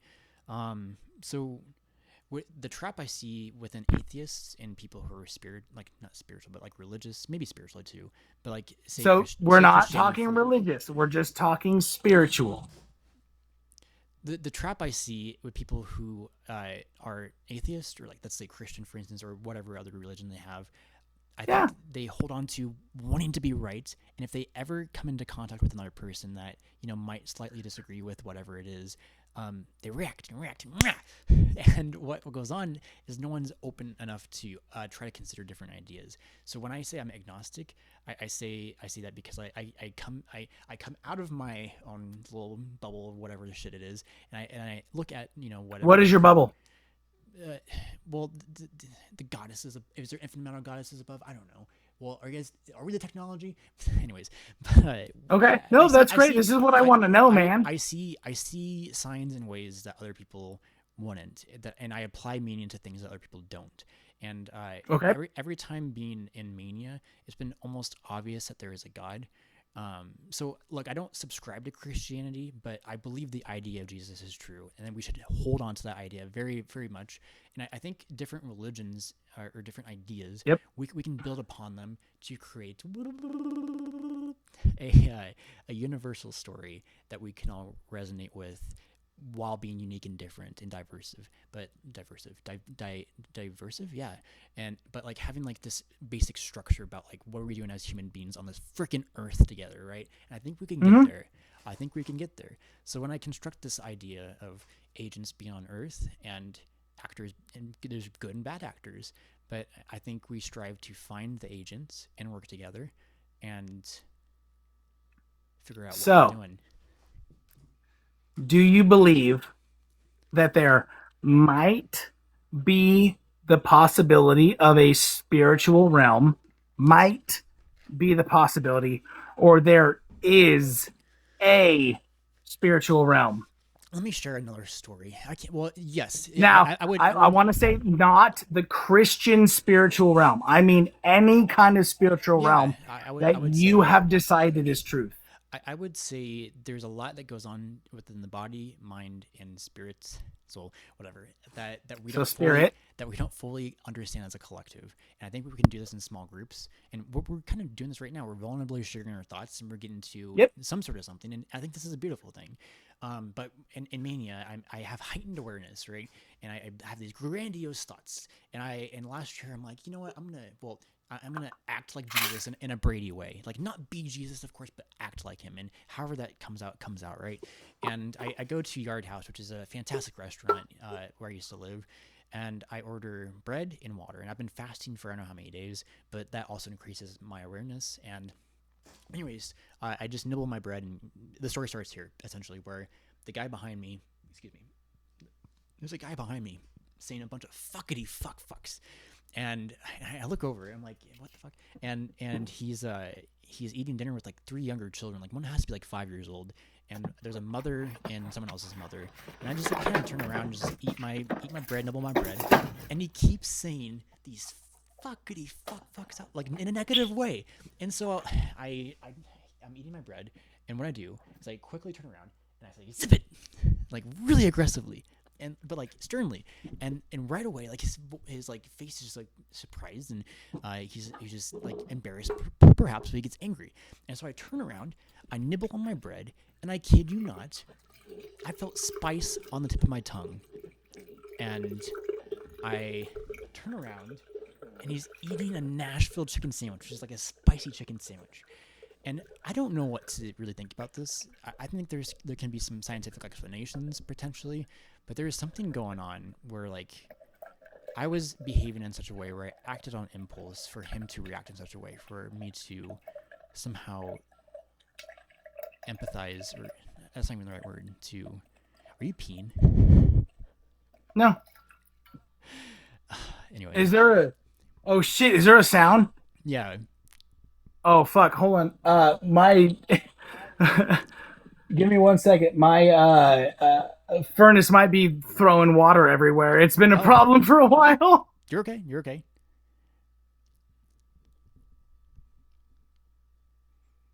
Nice.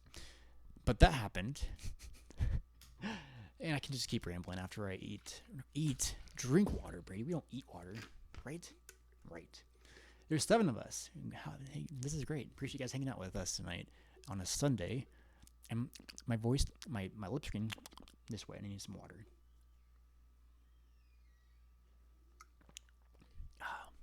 Now my mouth is nice and watery again. This is good. This is good. What else? Sorry about that. I got a. I got my shop vac pulling that out of the thing right now. It's been a problem for like the last week or so, and Yeah. I think I might need to pull the drain tube out of my whole freaking furnace. I thought you were really just like peeing in a cup or something like that. Like, okay, Oh my god, I no, guess this guy no, was no, peeing in no, a cup while I tell this story. No, you're good. You're good. no! I'm sorry, I don't have the greatest hearing, so like if my phone was picking up, I probably wasn't. Oh, you're okay. But yeah, no, there's that experience I've had that I think goes beyond what we understand fully as a collective, where like my tongue was tasting what he was tasting before I even saw what he was tasting in the first place.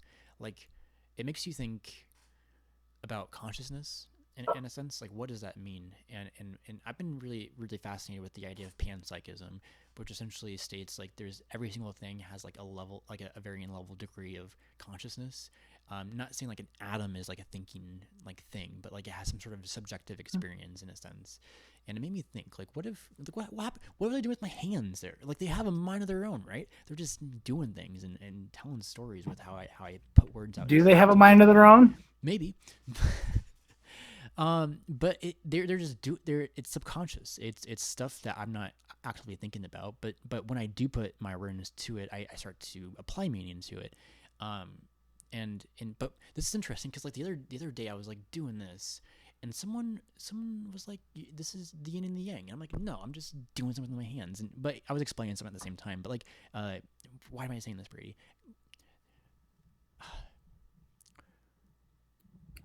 I don't know why I'm saying this.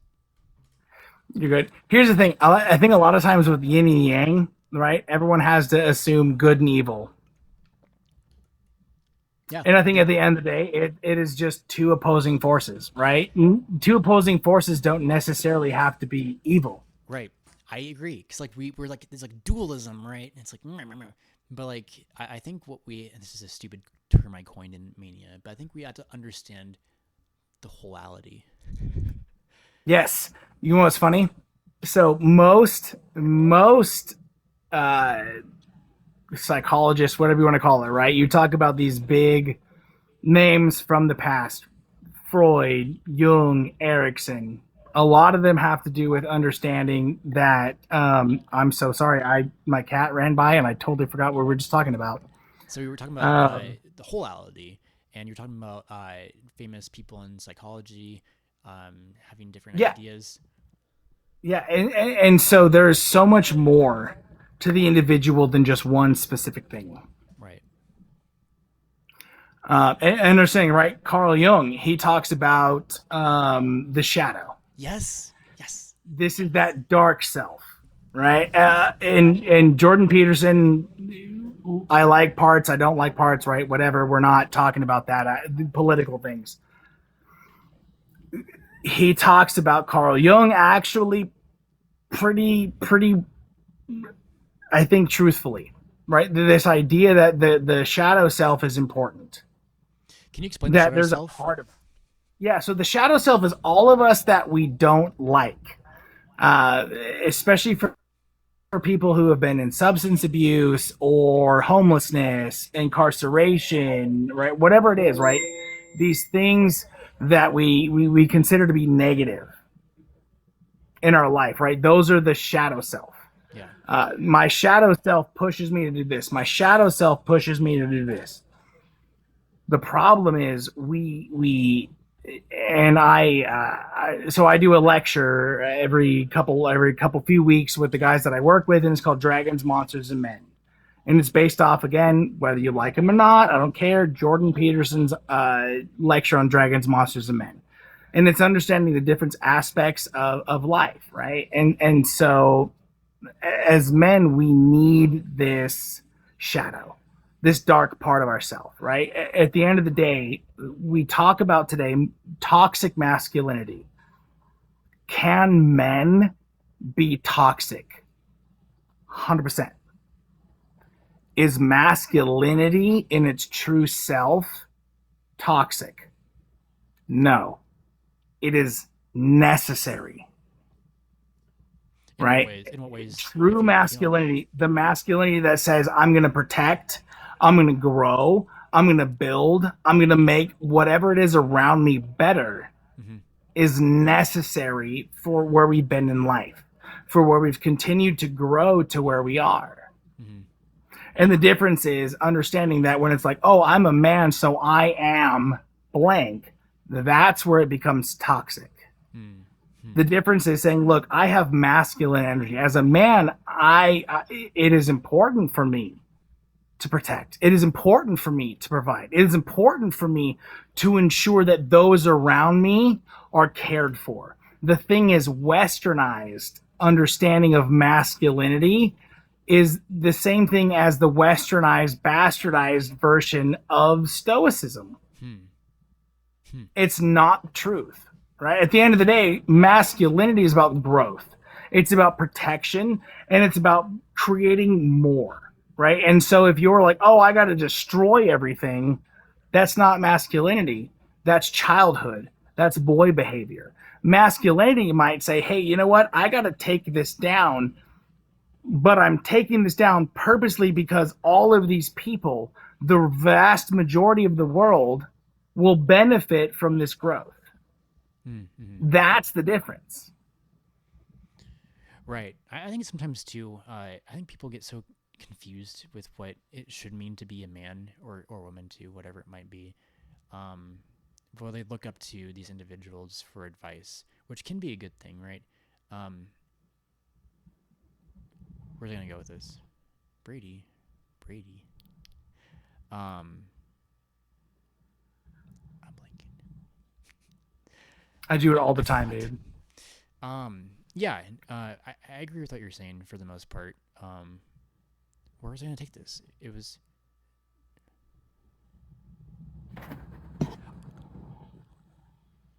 I was gonna take it into this where like I believe if the person like is curious, open minded, and understanding, put that in their foundation, they can like find out their why, like their why on Earth, right? Like figuring out what their why is. I think is critical when it comes to this, and I think people tend to become in a healthy and act in a healthy way. Is that the right way to phrase it?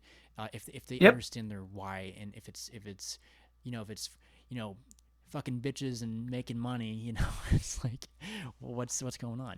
Like I met, That doesn't develop a healthy life, right?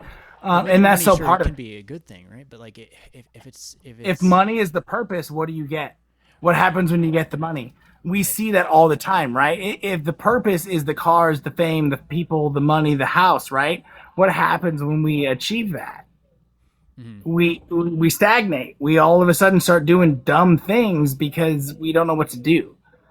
The thing is as humans, especially as men, right? Humans entirely, but especially as men, we got to chase legacy. Right.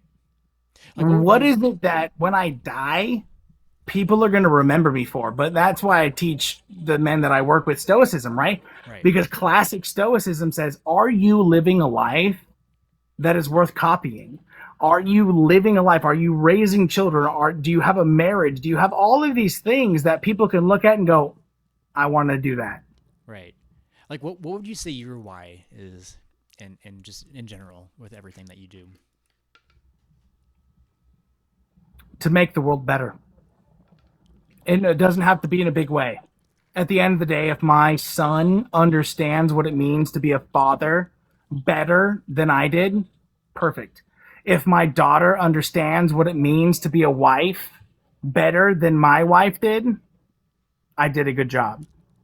That is what I believe is the purpose of life, Mm-hmm. is to in some way, how can you make the individuals you've brought into this world, right, your children, how can you make their life less difficult, Mm-hmm. not just in a monetary way, but how do they understand relationship, how do they understand being a parent, how do they understand being a spouse, how do they understand being a friend Mm-hmm. Mm-hmm. in a way that makes their life worthwhile. Yeah, definitely, man. I think that's a fantastic answer. I think when it comes down to what I say too is like is to well, my ethos that I developed for myself is fearlessly be for others and myself, and coming up here and talking right now, like I wouldn't be doing this a year and a half ago. I was very negative on myself still, and socially Same. anxious, and like just not the best. But two women in my life came into my life last year, and they helped me be who I am today. And it's almost like the idea of what I'm doing, like just talking to people and discussing what we're doing, like it trumps, like a better word, it trumps the anxiety in a sense. And I've kind Yep. of gotten to the point where like social anxiety isn't really that prevalent anymore. It's just more still like how can I keep trusting myself to let more of myself out, if that makes any sense. Like, because I feel like whoa, we're getting some. What was that? I don't know if you saw that. But I You got some. understand that what you bring to this world is worth sharing. Yeah, I I've yeah, you nailed it there. I've come from such an interesting background, and we all have, right? Where I believe we're all unique and beautiful in our own ways, and it's up to us to vulnerably just share. Whoa, my camera is really bugging out here. Yeah, I was Um, like, yours is going crazy. I don't know what's going on. If it's plugged in or not plugged in all the way.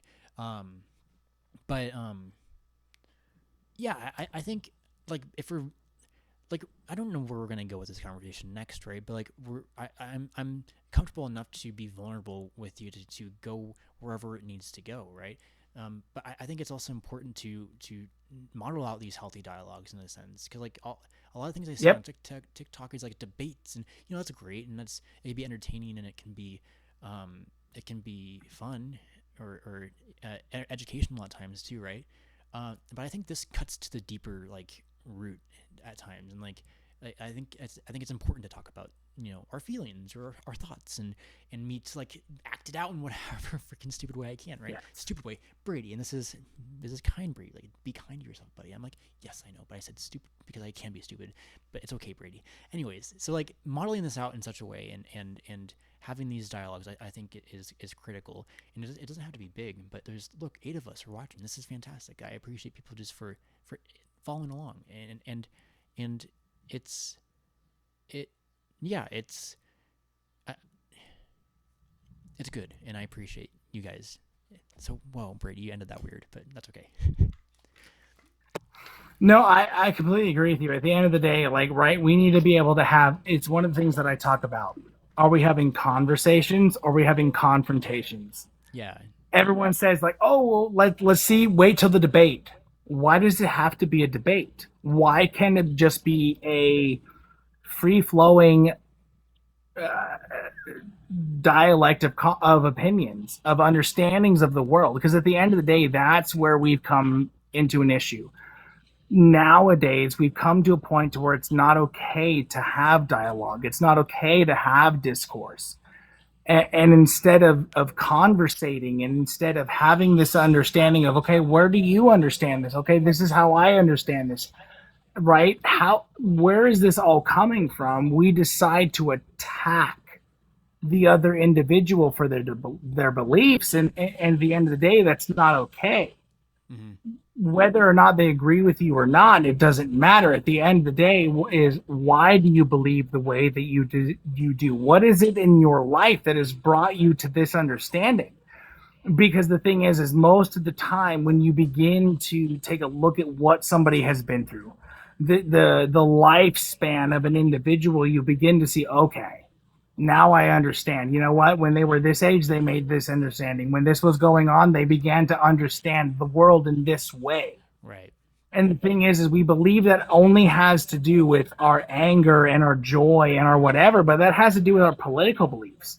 It Right. has to do with the way we interact with other people. It has to do with how we interact with our spouse. Right. All of these things, they influence every aspect of our life, but we act as though they don't. And that's where a lot of the issues that we see in America today come in. Yeah, I think it's like the stories we tell ourselves is important, right? And it could be literally about what it is, right? But like we all have a story we tell ourselves.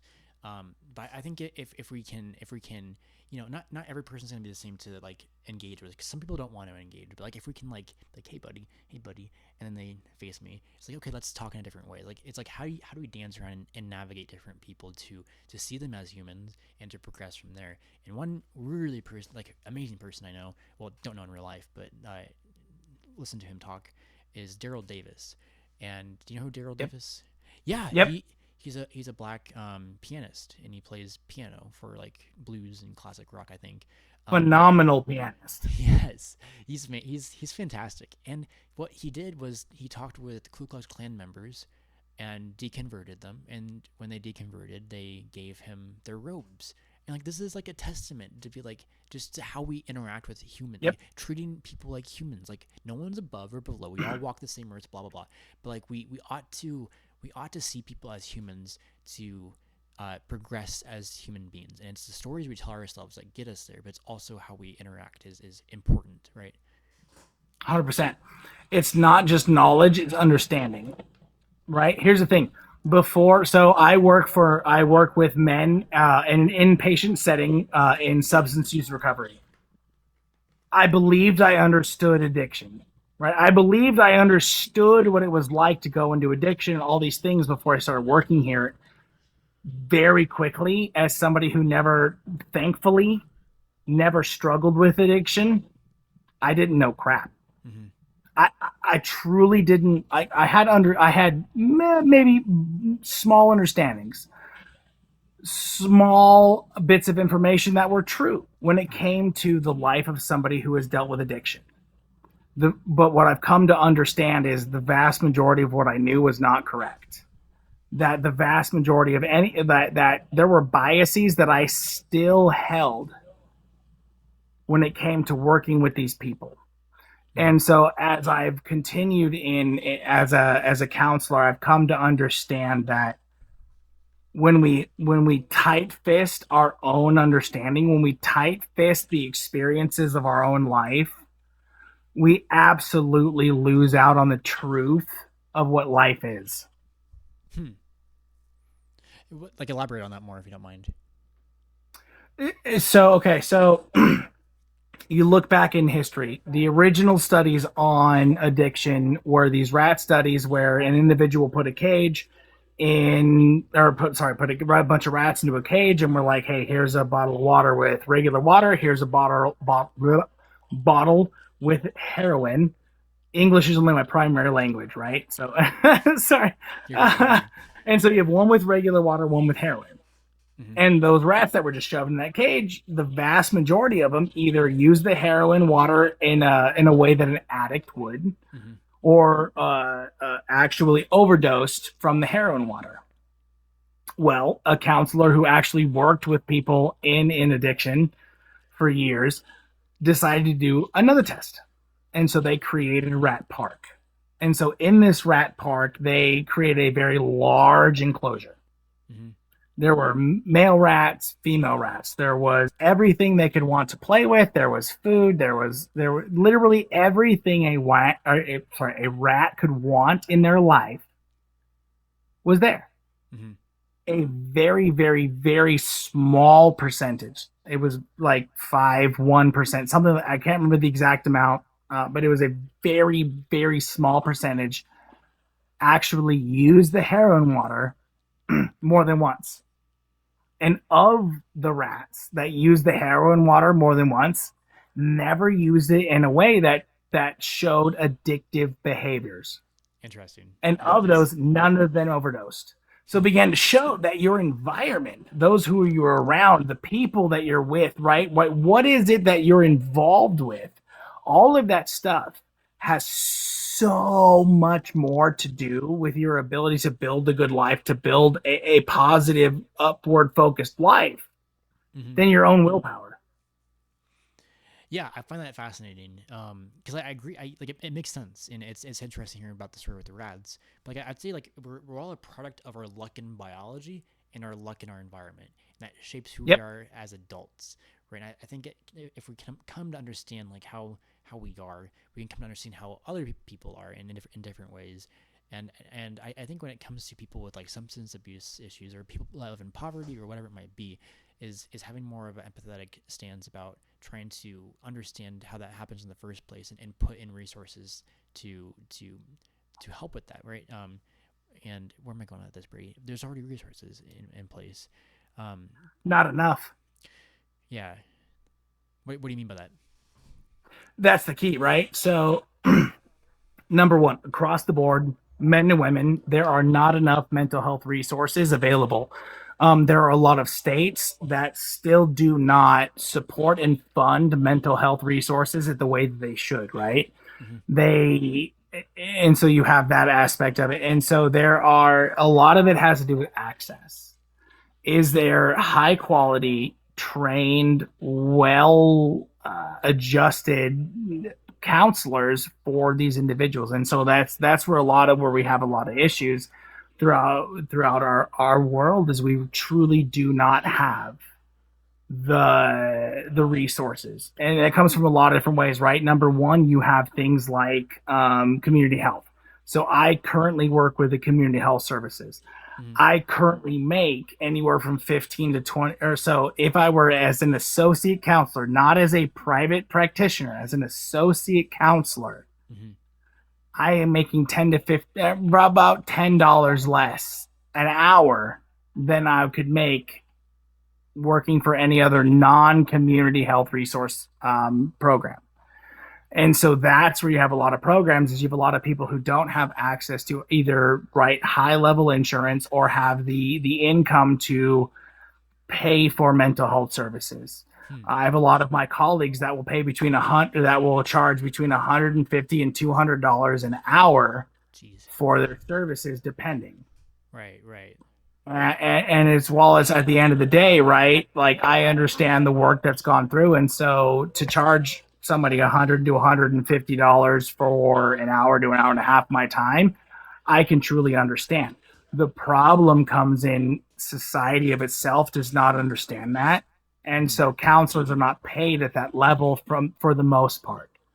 And so you have people that need counseling resources that are not that don't have access to high quality counseling resources because say said individual counselor has $100,000 in student loan debt. They don't have that ability to take on your average state funded individual, right? So I'm lucky that I have a lot of my student loan debt paid for by the military and things like that due to my VA disability. I'm very lucky on that. Mm-hmm. The average person is not. The average person getting it right. If you are bare minimum, if the individual only took loans for their education, they're still looking at 90,000 to $100,000 in student loan debt that they have to pay off in order just to survive. Right.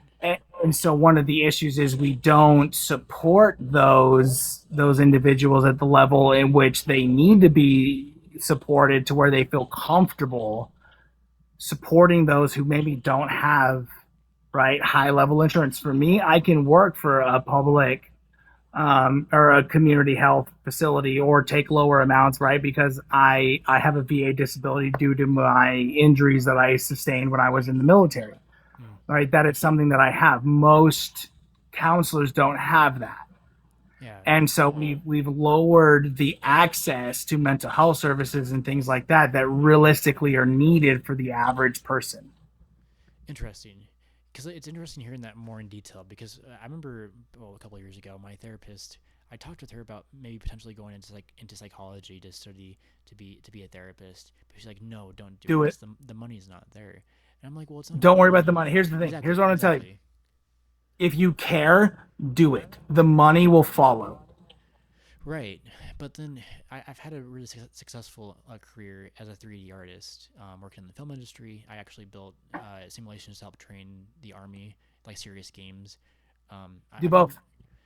right. Well, this is why me coming on TikTok is one of those things too. Like I'm not a therapist by any means, but like it's good Yeah. to listen to people if that needs to happen, but also go into deep topics, and it's just kind of like scratching that itch in a way, and perhaps I will go in psychology, but I just don't want to pay. I don't want to pay the money, and it's just. I don't know where the future goes from here, but So, I remember her telling me the money is not in it, but I know that's not what it's all about, right? how are you with so I'm sorry, what you said you were in what kind of field? 3D art. So like Okay. film, So, what games. about like VR type stuff? Yep, I've done that Okay. for educational So, purposes or medical purposes or also the perfect. army. That's what's necessary. And that's the thing, right? So, like if I had mindfulness programs or different very very minimal what am I trying to think desensitization type programs, right? So very minimal things that I could be like, hey, here's what I want you to do, here, go through this thing and give to my clients. I can tell you as somebody who is a 3D, right? So you as somebody who is a 3D designer, somebody who is in that thing, if you could find a way to team up with somebody like me, somebody with a therapist, whatever it is, and come up with some kind of program to not only give somebody the ability to calm, but mindfulness, right? How can you bring that person into the now? And doing those things, dude, if you could create some virtual reality, some whatever kind of stuff like that, dude, your ability to come alongside counselors like me and do amazing work is un- realistically more than we can truly imagine. Right. I have a futuristic idea, um, and it involves technology and storytelling. But what if we, with people who have experienced trauma or these mental health episodes or issues or whatever it might be, if we can cater a story with their experiences for them to understand themselves better through this It's called story. narrative therapy. Help me That's an understand that. actual form of therapy Okay. where we have the individuals go through their story, right? The point is to create almost like a minimal, like a minor dissociation, right? Where they're telling their story as a story. Mhm. And so, yeah, dude, if you could do that in a visual, like virtual reality kind of whatever manner, the help that would be for something like narrative therapy is honestly something that I couldn't comprehend until we truly see how it goes, right? Like the ability for people to rewrite and see their stories play out or whatever it is, which is narrative therapy, is to have that capability is something that honestly as counselors we don't understand how great it could be. Right, and but I don't know how this is even going to be possible with the current technology we have at the moment. Because like I'm envisioning something where like the person experiences themselves, AI. but it's not themselves. Right, but like how do we get them to feel ways that we're feeling in this narrative, right? Um, Yep. And that's I where both come in, right? So you have an AI, and so this is the thing, right? So I use AI even with my own practice okay, that helps me understand, right? So I'm like, hey, what did the client say when it pertains to this? What did this, right? And it can give me those things. When you use AI as a tool, it is something that can truly benefit from that, right? yeah, So if your tool is at a point to where it asks questions, it has the ability, right? So here's the thing. Imagine you had a tool that had somebody like me on the other end, where this individual who has gone through unimaginable trauma mm-hmm. can talk about their trauma, can discuss that, and actually walk through it, be able to see that in a fantasy form, but at the same time having a professional walk through them with that, Yes, right? Here's this thing going on. I'm with you. I'm here. I'm going through this and in real time. And right, that's where those types of skills come in place, because the AI can come up with the story, can come up with all the stuff. It's everything else. Okay. What does it truly look like when an individual looks sad? What does it truly look like when someone looks empathetic? What does it truly look like when someone tries to create a general connection with someone? While AI can come up with the story, they cannot come up with life. And that is one of the things I tell people when it comes to like 3D artistry and things like that. You can create a connection through right, art, right? You can look at a picture and go, I can feel what they're going through. And yeah, through, and so if you take the story and the what and the programming that an AI can create, and the art that a human create that goes alongside that, the healing that is capable, honestly, I don't understand. It's something that is outside of my ability to even comprehend. yeah, and it might be more. Maybe we already have the hardware in our brains, right? And this is where I think maybe the future is now, where we reframe like how we're talking about with psychosis and mania. How you said it was like more of a personality thing, right? Yep. So what if this is maybe controversial, people, but stick with me. Perhaps if people have been in trauma, or maybe not, we induce trauma into those who want to experience what it's like to go through it. But if people have been through trauma, we induce psychosis, and we guide them through that in a facility that is safe for this individual to um, be, and everyone is kind of in on it. But how do I phrase this in the right way, Brady? So It's an abstract way I think I get what you're trying to say. have people experience this like delusional like Yes. reality, so they can understand themselves more, but other people in this controlled theatrical theatrical. It's like Theatrical. we That's would the have key. we would have agents planted in place, and we'd invite good actors to come in, and and we all remain curious, open-minded, and understanding when this individual interacts with us, and we guide them in such a way where they. This is my first time explaining this out loud, and I feel good about it. But Keep going. we explain things in such a way to them for them to be like, I'm not God, right? Because you know you're not God. But we don't plant that we plant that idea. It's manipulation, but we can use manipulation for good, right? We plant ideas in their minds, whether that's a symbol, whether that's an image, whether that's verbal, where this individual can take this stuff and run with it, and we get them out of psychosis. We give them medication, if it becomes too violent, of course, but if it or out of hand. But after we believe that they've gained something from it, we take them out of it, and we talk to them about what their experience was like, and I believe this can be done. I just don't know who to contact to make this happen. You described a good counselor in a nutshell. But like Right? Here's the thing. everyone's a counselor in this, kind of, Is it? maybe. Right? Right? Can the average person explain to you that something might be real, but it's not reality? Mm. That's the difference, right? And that's what you were explaining. When it comes to counseling, that's my job. When someone comes in with schizophrenia, at the end of the day, that what they're seeing, what they're feeling, what they're hearing is real. Mm-hmm. And to tell you it's not real is false. Right. To tell you it's not real is a lie because it is real. It is something that you are actually experiencing. The Yes. difference is it's not reality, Yes. right? You are hearing voices, you are hearing things, you are seeing things, you are experiencing things. That is real.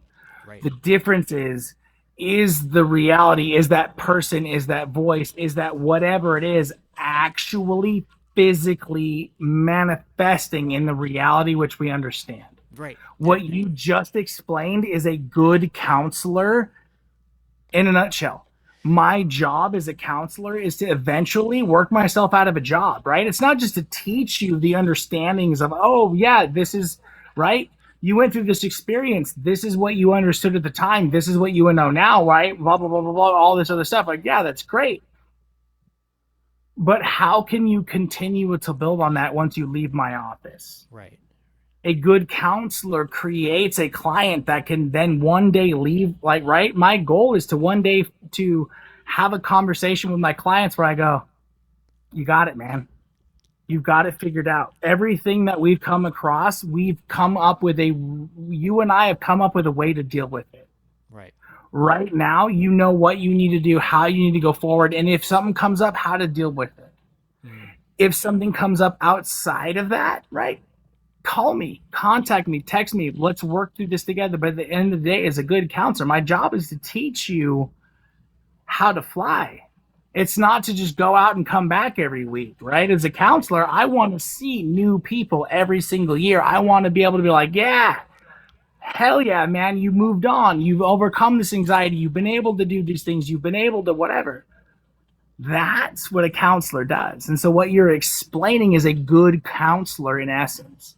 And so I hope people can take what you said and save it. I hope they can take that, or however you do that, take that soundbite and compress it. Because I want every single person who follows you, who listens to you, who sees this moving forward to understand that if they can see a counselor who does those things, there's a high chance they found a good counselor. Definitely. Yeah. Um. Thank you for that. I don't know what to say. I had something to say, but I don't know what. Um. I need to pee. That's on my mind. You're good. But You're good. I gotta be leaving here in a bit. I gotta start putting some of my kids to bed and stuff like that. But ultimately, first off, Brady, I want to say thank you for what you're doing. Thank you for bringing a platform for people to hear these things. And if in any way forward, moving on, that I can help, that I can help you with bringing these messages, with bringing help and positivity to people, please reach out to me. yes, you're more than welcome to come back up anytime. It's been a pleasure to talk with you and just like hearing your side of things and like what you do for a living and like your stories and like you're just being educated on different aspects of stuff. I think it's really interesting because like each time I go on here, I learn something new from people and it's such a fantastic thing just like bringing random people up and just like talking about whatever. But you've been really fun to talk to, and I love getting deep with these ideas and it's like in a way when it becomes such a deep or like we're able to be vulnerable, like I'm able to share thoughts for the first time ever in my life out loud to an 100%. audience, even to myself. Like I didn't even articulate that idea about having this like wonderland of like bunch of actors helping this couple delusional people out. I don't know what it might be, right? And maybe that's not a good idea either. And I'm up for to talk with that some more with other people as I keep thinking about it. But you've been fantastic to talk to, and I appreciate you just for being open and vulnerable and being you, man. Because like you're amazing.